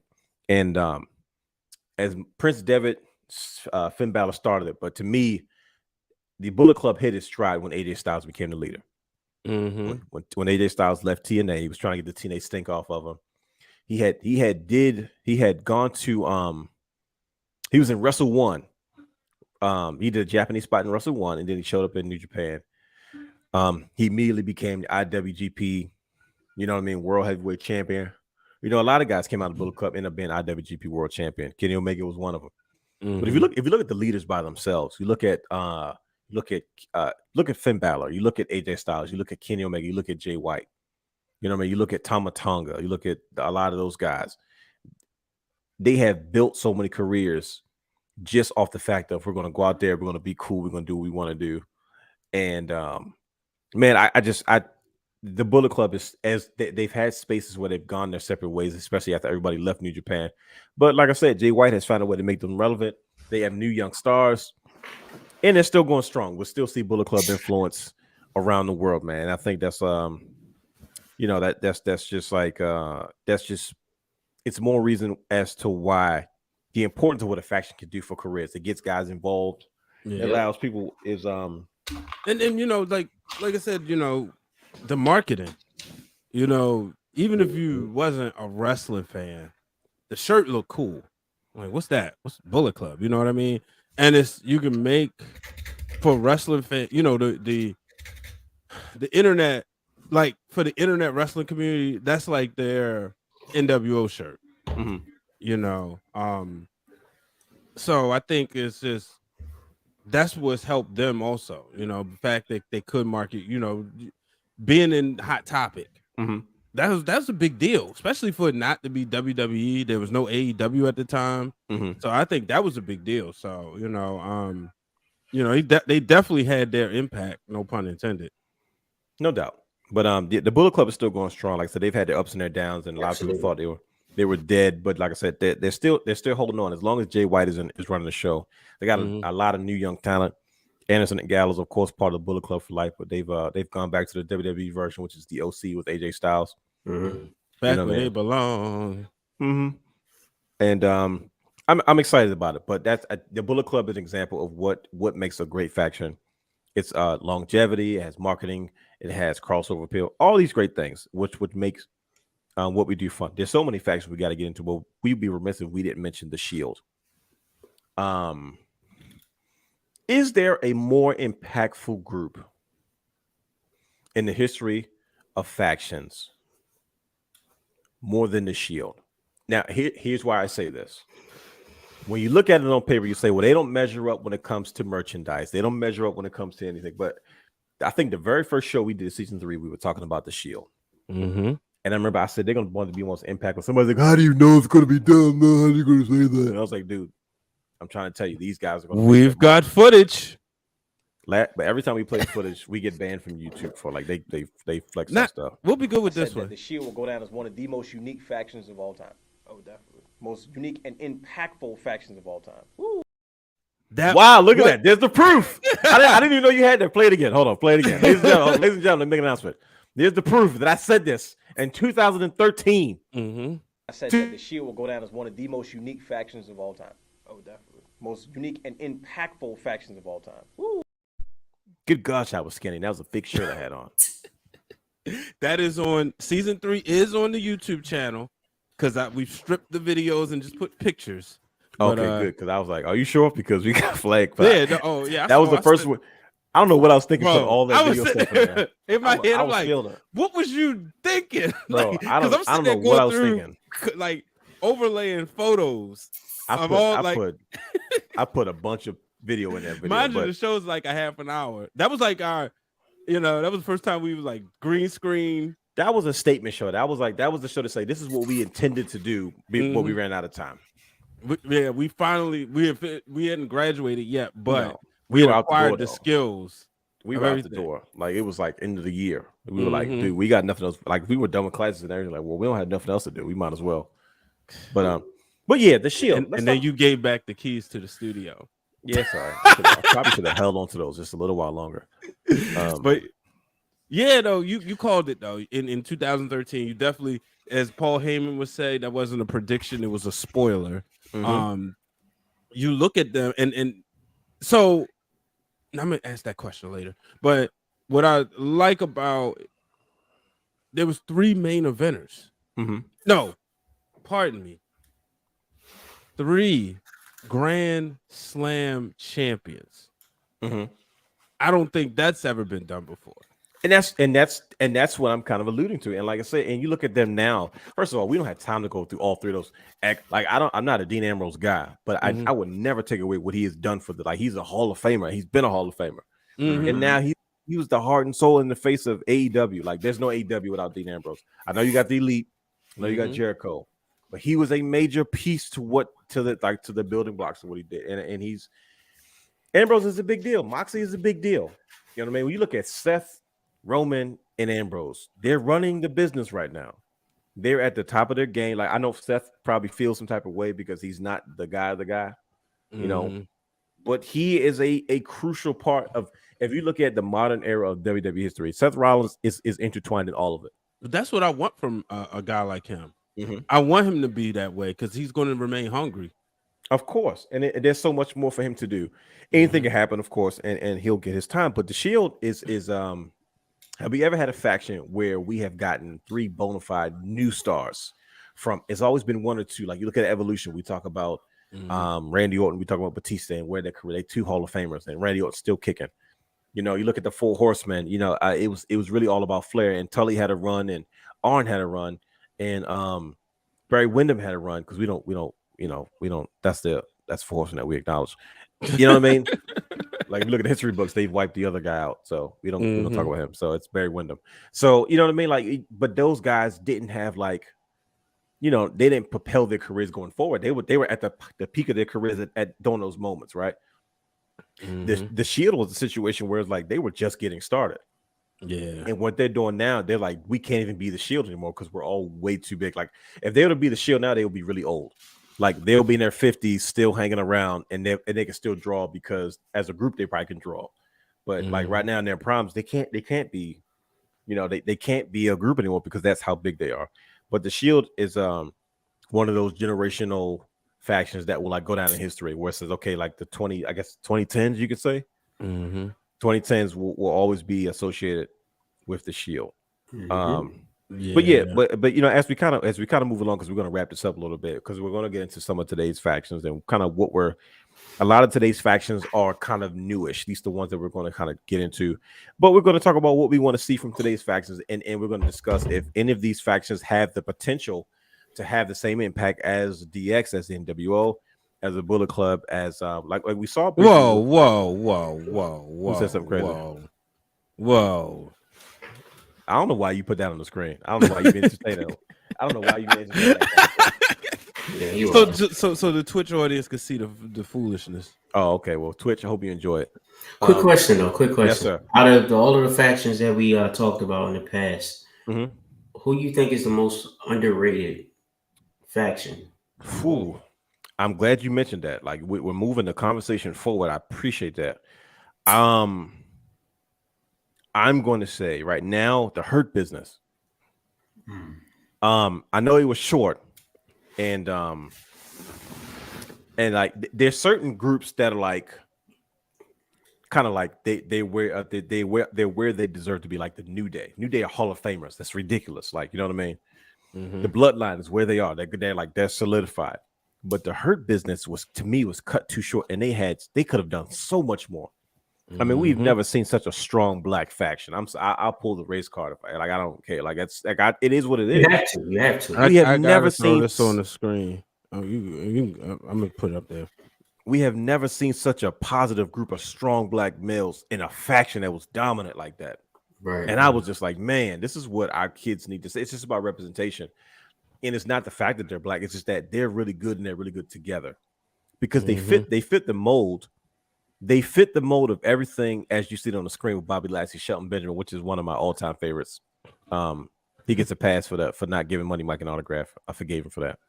Yeah, me too. And Cedric Alexander and MVP, like MVP came back to WWE on like on a tryout almost. Yeah, he came back for the Rumble, and then afterwards he was crying like, "Bro, just earned me a new contract."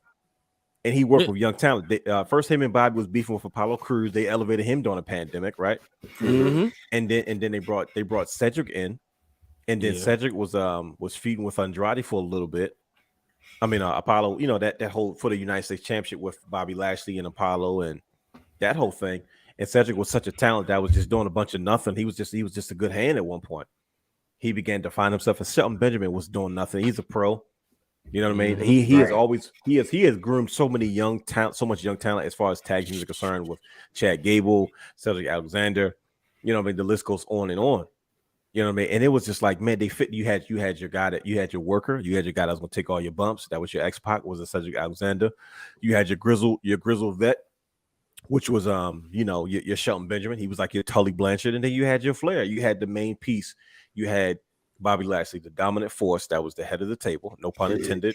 And then you had the mouthpiece. You had the manager that could still throw hands, which was an MVP. And I was just like, man, and like now I want to see that group. I want to see that group reunite with the addition of Omos, and I just feel like the Hurt Business had so much more business to conduct. But bro, I got a feeling. I just got a feeling they're coming back. Of course they're coming back. It's Triple H. I trust Triple H that much that I'm like, of course. Like Donovan Dijakovic, Dominic Dijakovic burned his retribution match. Said it's not about retribution this time. The second coming is not about retribution. It's about justice. I trust Triple H. But yeah, the Hurt Business is my choice. What do you say, Brian H? What do you think is who's the most underrated faction? Like just any fact, like we named a bunch. We named NWO, Nation Domination, Four Horsemen, The Brood, Evolution, New Day, Fabulous Freebirds, Nexus, Legacy, Riot Squad, anybody, Wyatt Family, SoCal Uncensored, Radicals, Spirit Squad, Team Angle. There's so many. Dangerous Alliance, Aces and Eights. They all the ones I just named. Just they're in my stinks list, but we'll get to that in a second. Shoot. Wow. Getcho says League of Nations underrated.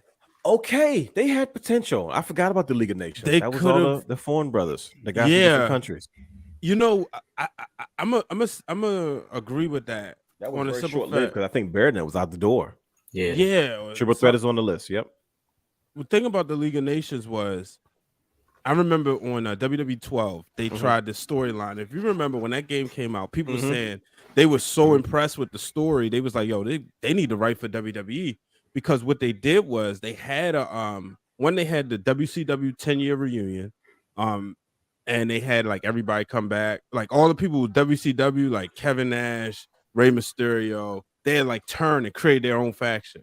Right. But then they also did one with a lot of those guys from over, in England and Britain and the United Kingdom, like your Sheamuses and whatnot. So it was kind of like when League of Nations happened, it reminded me of that. And I just think that wrong time, wrong regime.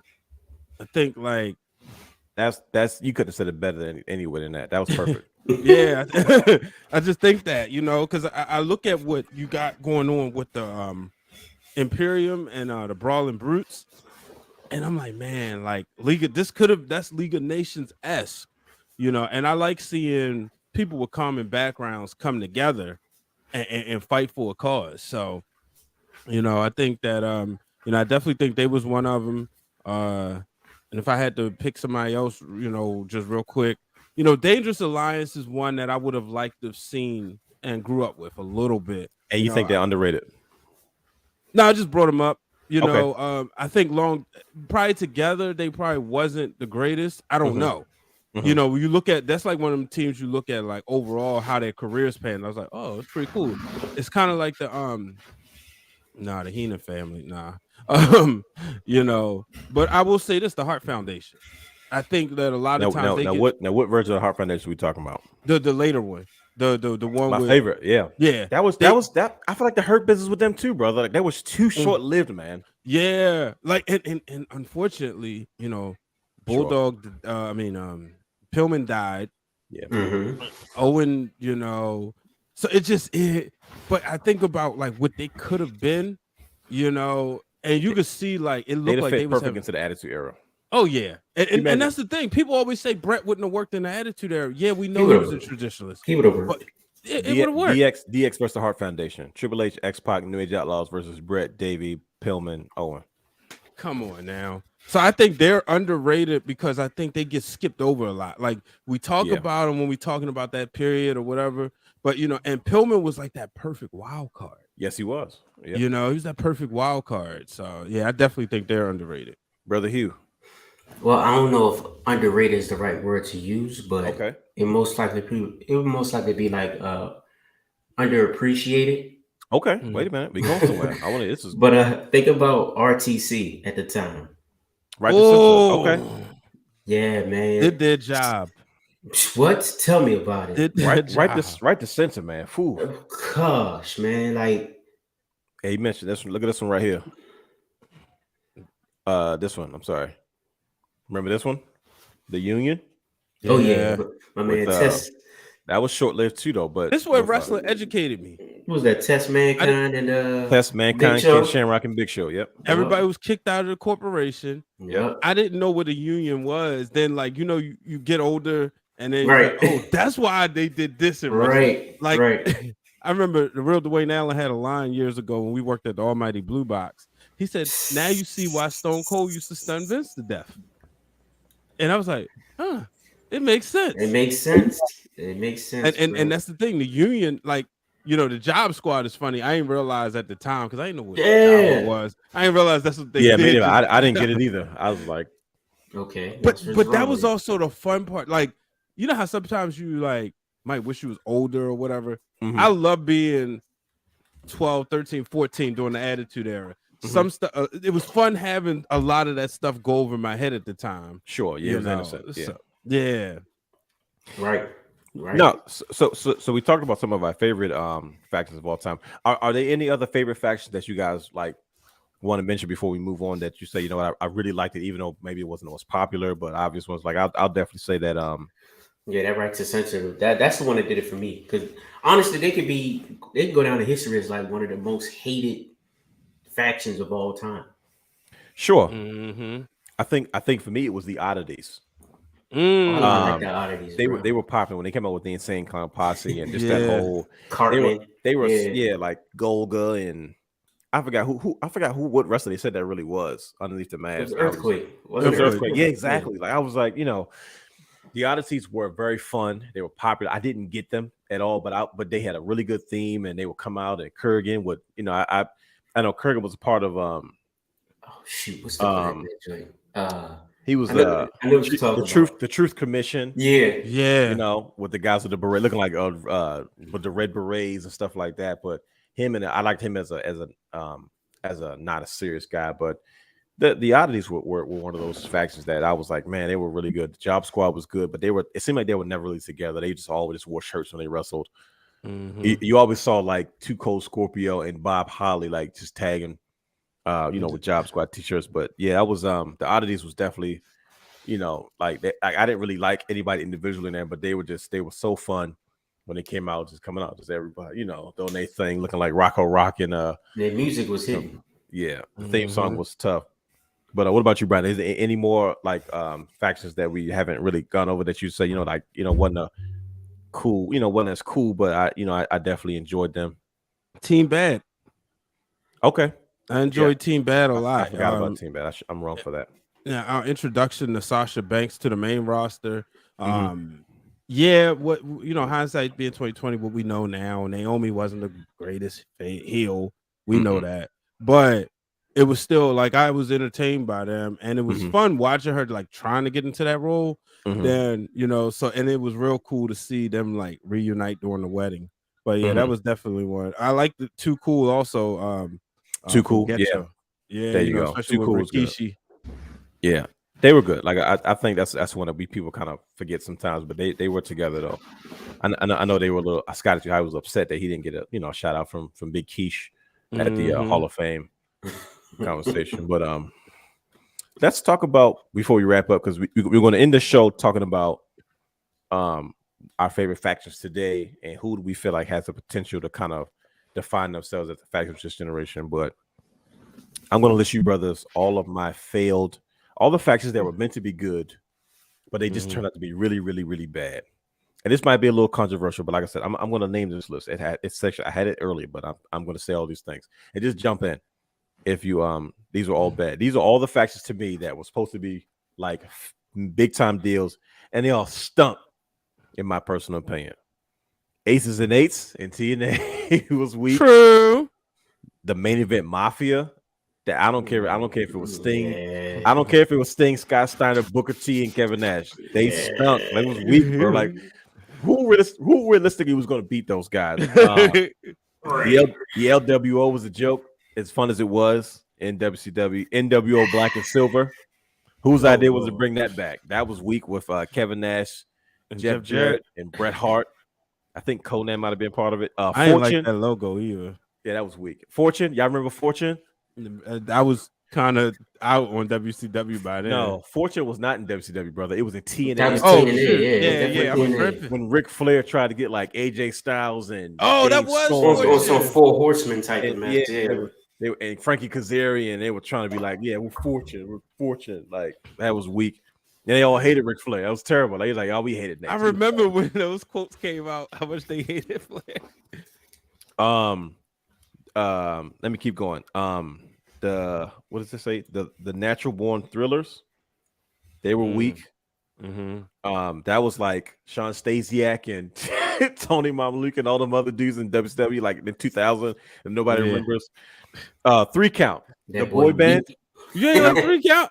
3 Count. Oh, that was funny, bro. It served its purpose, bro. Shannon Moore, Hurricane Helms, and freaking Evan Courageous come out there at the height of the 2000s as the boy band. They had some epic ladder matches in WCW. They were trying to be like the Hardys. They served their purpose though. That's when the boy bands were out. They did, but they were all Omega guys. Like they all came up with the Hardys. You know what I mean? And it was like, that North Carolina. See, that's why I thought you would like them. No, like 3 Count is terrible, bro. Like I thought you at least like the matches. No, I really don't even like the matches. Like I try to watch it. I watched all the best of ladder match. I used to like Evan Courageous a lot, but he's an underrated guy in WCW. That was kind of one of those guys that stood out during that time. But that era was just rough. And Tank Abbott was a former UFC guy, and Taekwondo knows his stuff. And he comes back as a fan. He's like, I am not gonna lie to you. I'm a huge fan of 3 Count. Lip syncing out there and doing their little dance. The 3 Count was terrible. The Un-Americans. Which will be alluded to earlier, and then the Jersey Triad with DDP, Bam Bam Bigelow, and Canyon. Oh my god, they were WCW Tag Team Champions. Exactly. The Dungeon of Doom, weak. Yes.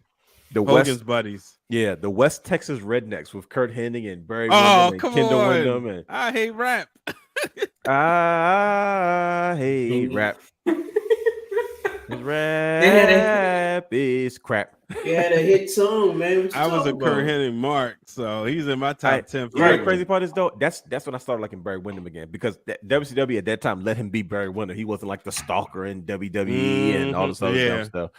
But West Texas Redneck, that was supposed to be something. The No Limit Soldiers is Master P. Master P and Silk the Shocker signed a 1-year deal. I remember being in the car on the radio and they made the announcement like, "Oh yeah, Master P signed a 1-year deal with WCW." And I was like, "What?" I hated that so much, bro. It was so, because the crazy part is all the guys they had, like the wrestler guys, didn't even wrestle. Like the dudes, Big Swole and all them other dudes, they had these big muscular bodyguards used to come to the ring. I'm like, they never wrestled. They would just stand outside the ring and look tough. It looked dumb. Conan and Rey Mysterio would do all the wrestling. I'm like, wait a minute, like I want to see Master P and Silk the Shocker was stepping on the cowboy hats. But it was as fun as it was goofy. But the Deadpool, that joint was weak. Raven Vampiro and the Insane Clown Posse. The Allied People against something. It was Daniel Bryan, Evan Bourne, Mark Henry, and Santino Marella. Just a bunch of leftovers in WWE at that time. Yeah, I forgot about that. I forgot what Apple State. It was like Allied People pursuing something. Who knows? The Dudleys in ECW was probably really, really weak. Like all it was all the family. Yeah, like it was like when you look back at it now, it doesn't hold up. That's exactly why it was big. Never mind. We're not gonna talk about Big Richard Dudley, if you get my drift. Big Richard Dudley. Who's the other one? It was like 10 of them. Like I can't even keep up with them. Like it was the only ones that lasted, to be honest, was Bubba Ray, Devon, and Spike. Like everybody else kind of just, Men on a Mission. Big Vince and the other big dude and a rapping dude. The Mexicans. They was Mom. Men on a Mission, yeah. The Mexicans, terrible. Yeah. Terrible. You could never do that in 2022. No. Hey, so that's wild. That was so wild. The New Breed in ECW was weak, as much as I like Marcus Corvon. Look at Taekwon. I like the BWO, even though they were meant to be something, but Nova, Big Stevie Cool, and the Blue Meanie. They cool dude, man. Yeah, the Blue Meanie. Remember, he had a run in WWE for a little bit. Like him and Goldust. Yep. We called him Mom. Yeah, like that was weird. I tell you, WrestleMania 15, man. WrestleMania 15. WrestleMania 15 is a good one. The Blue Bloods, Los Barricas, and so that's just a good list. Factions stink. I was like, bro, these shows they were meant to be something and they just didn't turn out to be anything. Do you guys got any rebuttals against any of those guys? As we kind of okay. I've rebutted against the one that wanted to. Okay, well, gentlemen, look, I say it's getting late with burning midnight oil, but we got a lot of factions today. Like I said, some of the few that we talked about were Legado del Fantasma, the Judgment Day, the Kingdom, Dark Order, Jericho Appreciation Society, Inner Circle, Blackpool Combat Club, Hit Row, Damage Control, Toxic Attraction, Death Triangle, the Firm Entity, Brawling Brutes, Imperium, New Team Day. Taz, We ain't give the New Day no love today. Well, see, the New Day is kind of like they get their own show. Like the New Day is they're you know what I mean. Like, let's talk about the New Day. Like we should have talked about them today. We're wrong for not talking about the New Day. I take that back. The New Day is great. I think the New Day and the Shield go hand in hand as far as like factions that define that generation. Yeah. You know what I mean? Like, because the New Day were a faction that wasn't supposed to work, and then all of a sudden they did work. And they're still going strong today, even when they were separated. They're still the New Day, which is what I really, really like. But they have all gone on to have single success. They're on the same level as the Shield, to be honest with you. I wouldn't call Woods a weak link because him being King of the Ring. Right. If there's like the Shield, then there's the New Day. But the New Day is arguably it's better than the Shield. But it's just I forgot about Kai and Tai. Kai and Tai was another one. I enjoyed them. Kai and Tai was a faction before they were a tag team. Like Happy Pee-Pee? And the Kai and Tai versus Val Venus was like iconic. Like I don't think people remember too much about what happened with Kai and Tai after that. They were probably back on Shotgun.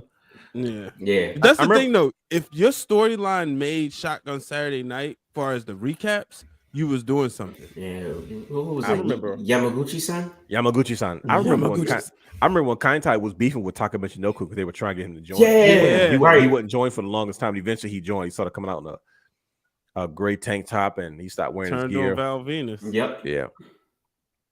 But yeah, there's a lot of new factions today. What factions today?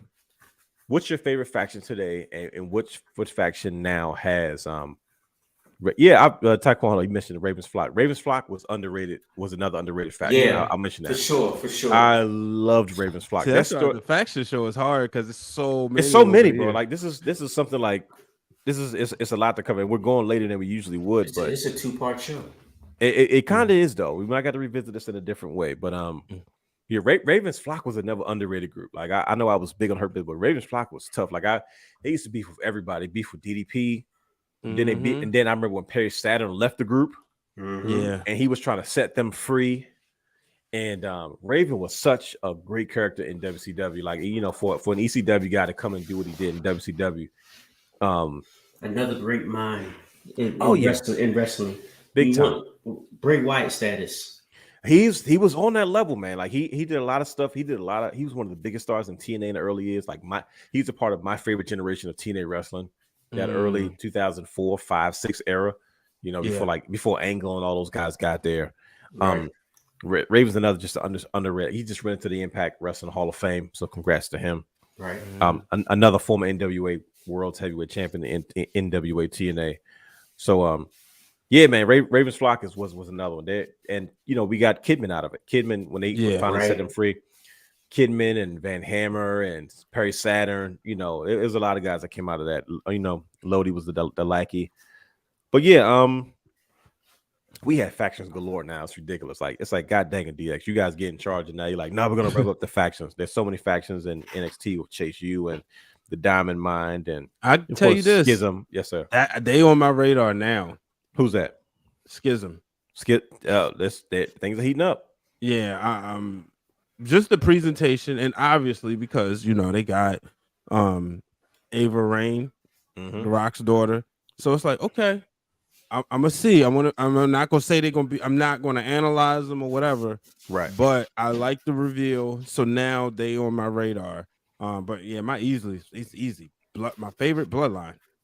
Sure. Okay. What about like new factions? See that's kind of established guys, but like there's like new factions, like new faces. I know what mine is. There's two that are particular on my radar, specifically. But I want to kind of get your guys' take on it because I'm just going to say mine. Mine is for sure definitely Imperium and Legado del Fantasma. I knew you were going to go there because I feel like if they keep growing together, they could be a big deal one day. Like I know like they're new faces now, right? Yeah, but like if they ever come up, I think this is the first time I've really seen them featured as a tag team. This past NXT show that I just watched with what's his name? I can't. His name's drawing a blank, but the tag team that's in it with Selena Vega. I was like, man, if they can grow together, like if they can, if freaking Santos Escobar doesn't become a huge star. And they did a great job with Zelina. Yeah, he is money, taking places. Yeah, I think she fits well into it. But yeah, it's the Legado del Fantasma and Imperium for me. I love the Brawling Brutes because I like Rich Holland. I didn't know too much about Rich Holland, but I'm well aware of him now, and I was a little upset with him when he did the Big E, but I'm over it. Well, I hate that move, period. So no, yeah. So of course with Pete Dunne and old Butchie, but Imperium has my attention, man. They are something different, and I don't know about crossover appeal and cultural impact, man. But I think that Imperium is kind of like next up. But those two groups for me are like the ones that I'm looking forward to. Let's see what you guys do more going forward. I love Damage Control. Damage Control is another one. I think they can really grow together. They have a lot to do, and they're in a good space to do it. And then it takes a lot of pressure off Bailey to be Bailey all the time because she can take time off to be the leader, which is what she needs. So you feel like they can add on to that? I don't think so. Not now. They probably could have early on. But I think now because EO Sky and Dakota Kai are starting to like leave their imprint a little bit more. You know what I mean? Yeah. Mm-hmm. I tell you this, I like the Judgment Day now. First, I was like, but you know, the Judgment Day is turning the corner. Yeah, yeah, and it's good to see. You know, it also goes to show patience. Sure. You know, I think with this regime, they see like, okay, we got something here. Let's kind of, you know, put some sauce on it. I think the Judgment. I think the Judgment Day didn't know who they were at first because they were coming out in suits, and now they're kind of like biker, kind of leather jacket, and like Damian Priest looked like a gangster. Yeah. And I was like, okay. And then, you know, they're kind of like a little more raw and rough around the edges. And I'm like, I think this kind of, because they're all kind of body slamming, big gallows. Like she's kind of like, they're kind of young anyway. So it's like, why are they kind of dressing like funeral parlor type stuff? You know what I mean? Right. But they're old as hell. What are you talking about? Well, I mean, like, well, half of them are like her and Dominic are young. Like Finn and Damien are old. They're older guys. Right. I like Dominic. Talcon says delete him. I like Dominic Mysterio. He is does exactly what he's supposed to do. Draw heat. Nah, he's getting there, man. But no, he definitely is. Well, we have so many factions. Like I said, man, we got the OC. Like I said, the WWE's chapter of the Bullet Club. It's like a fraternity. You know what I mean? Showing up, but yeah, man, it's I think that factions are a way to help new talent, and like I'll say this before we leave, the Jericho Appreciation Society, when you can take names that no one is familiar with and kind of put them on a platform and to give them an opportunity. We saw it with the Inner Circle with Santana Ortiz and Sammy Guevara. You know, of course, Jack Hager with Chris Jericho. They did amazing things because Chris Jericho took like seemingly a bunch of randoms, and he made something beautiful out of it. And he's doing the same thing with the Jericho Appreciation Society. Yep. But I think factions are here to stay, man. It's only a matter of time before we decide or we see the next big faction kind of take its place in professional wrestling history. But full circle. Yeah, gentlemen. Yeah, it is, man. And I think that's why I wanted to have a conversation. I know it's a bit of a drawn out conversation, but it's something that I felt like this is dope. Yeah, you know, it's just good call because wrestling was well, that's what I'm saying. Like, it seemed like, okay, this is the, you know, like it to me, like to wrestling this week was fun. Like, okay, cool, I got some really fun matches, but it was like, this is not a needle moving week. So, right. And we've been talking about redoing the gang warfare episode, and so to be able to do it like this made so much sense. Sure, so, you know, so we just take our time and and even though we couldn't get into it probably the way we wanted to, but it's still, like I said, the conversation between us brothers is kind of what needs to be had, and you know, of course, the fans involved in it. And I wanted to kind of get my brother's view things on it because we don't get a chance to talk directly all the time. There's a lot of times through text and stuff like that. But you know, we had a chance to really sit down and say, look, man, it's a lot of factions going on, but it seems to me that factions and staples are literally, no pun intended, a staple in professional wrestling. Yeah. And of course, you know, two of the guys that are in charge of professional wrestling right now are kind of running the WWE at this point. So it just seemed like maybe this is on purpose, maybe it's not, but I don't know. Best faction. The Wrestling Realm. That's the perfect way to end it. That's right. Follow us on all social media platforms at the Wrestling Realm. Subscribe to our Patreon channel, youtube.com at the Wrestling Realm. Gentlemen, I think we're pretty good as a faction. We've been doing this for a long time. And now we got titles to prove it.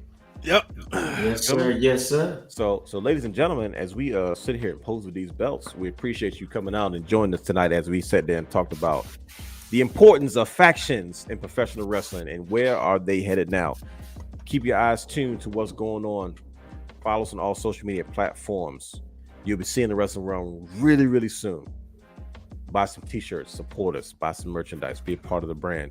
And if you want to be a part of this faction, go and get yourself a Wrestling Realm t-shirt. Be a proud wrestling fan. Let the world know where you stand.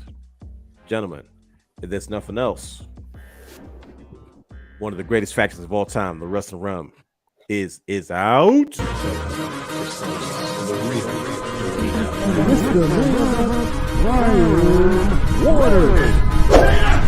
Houston, we have a problem. Yes!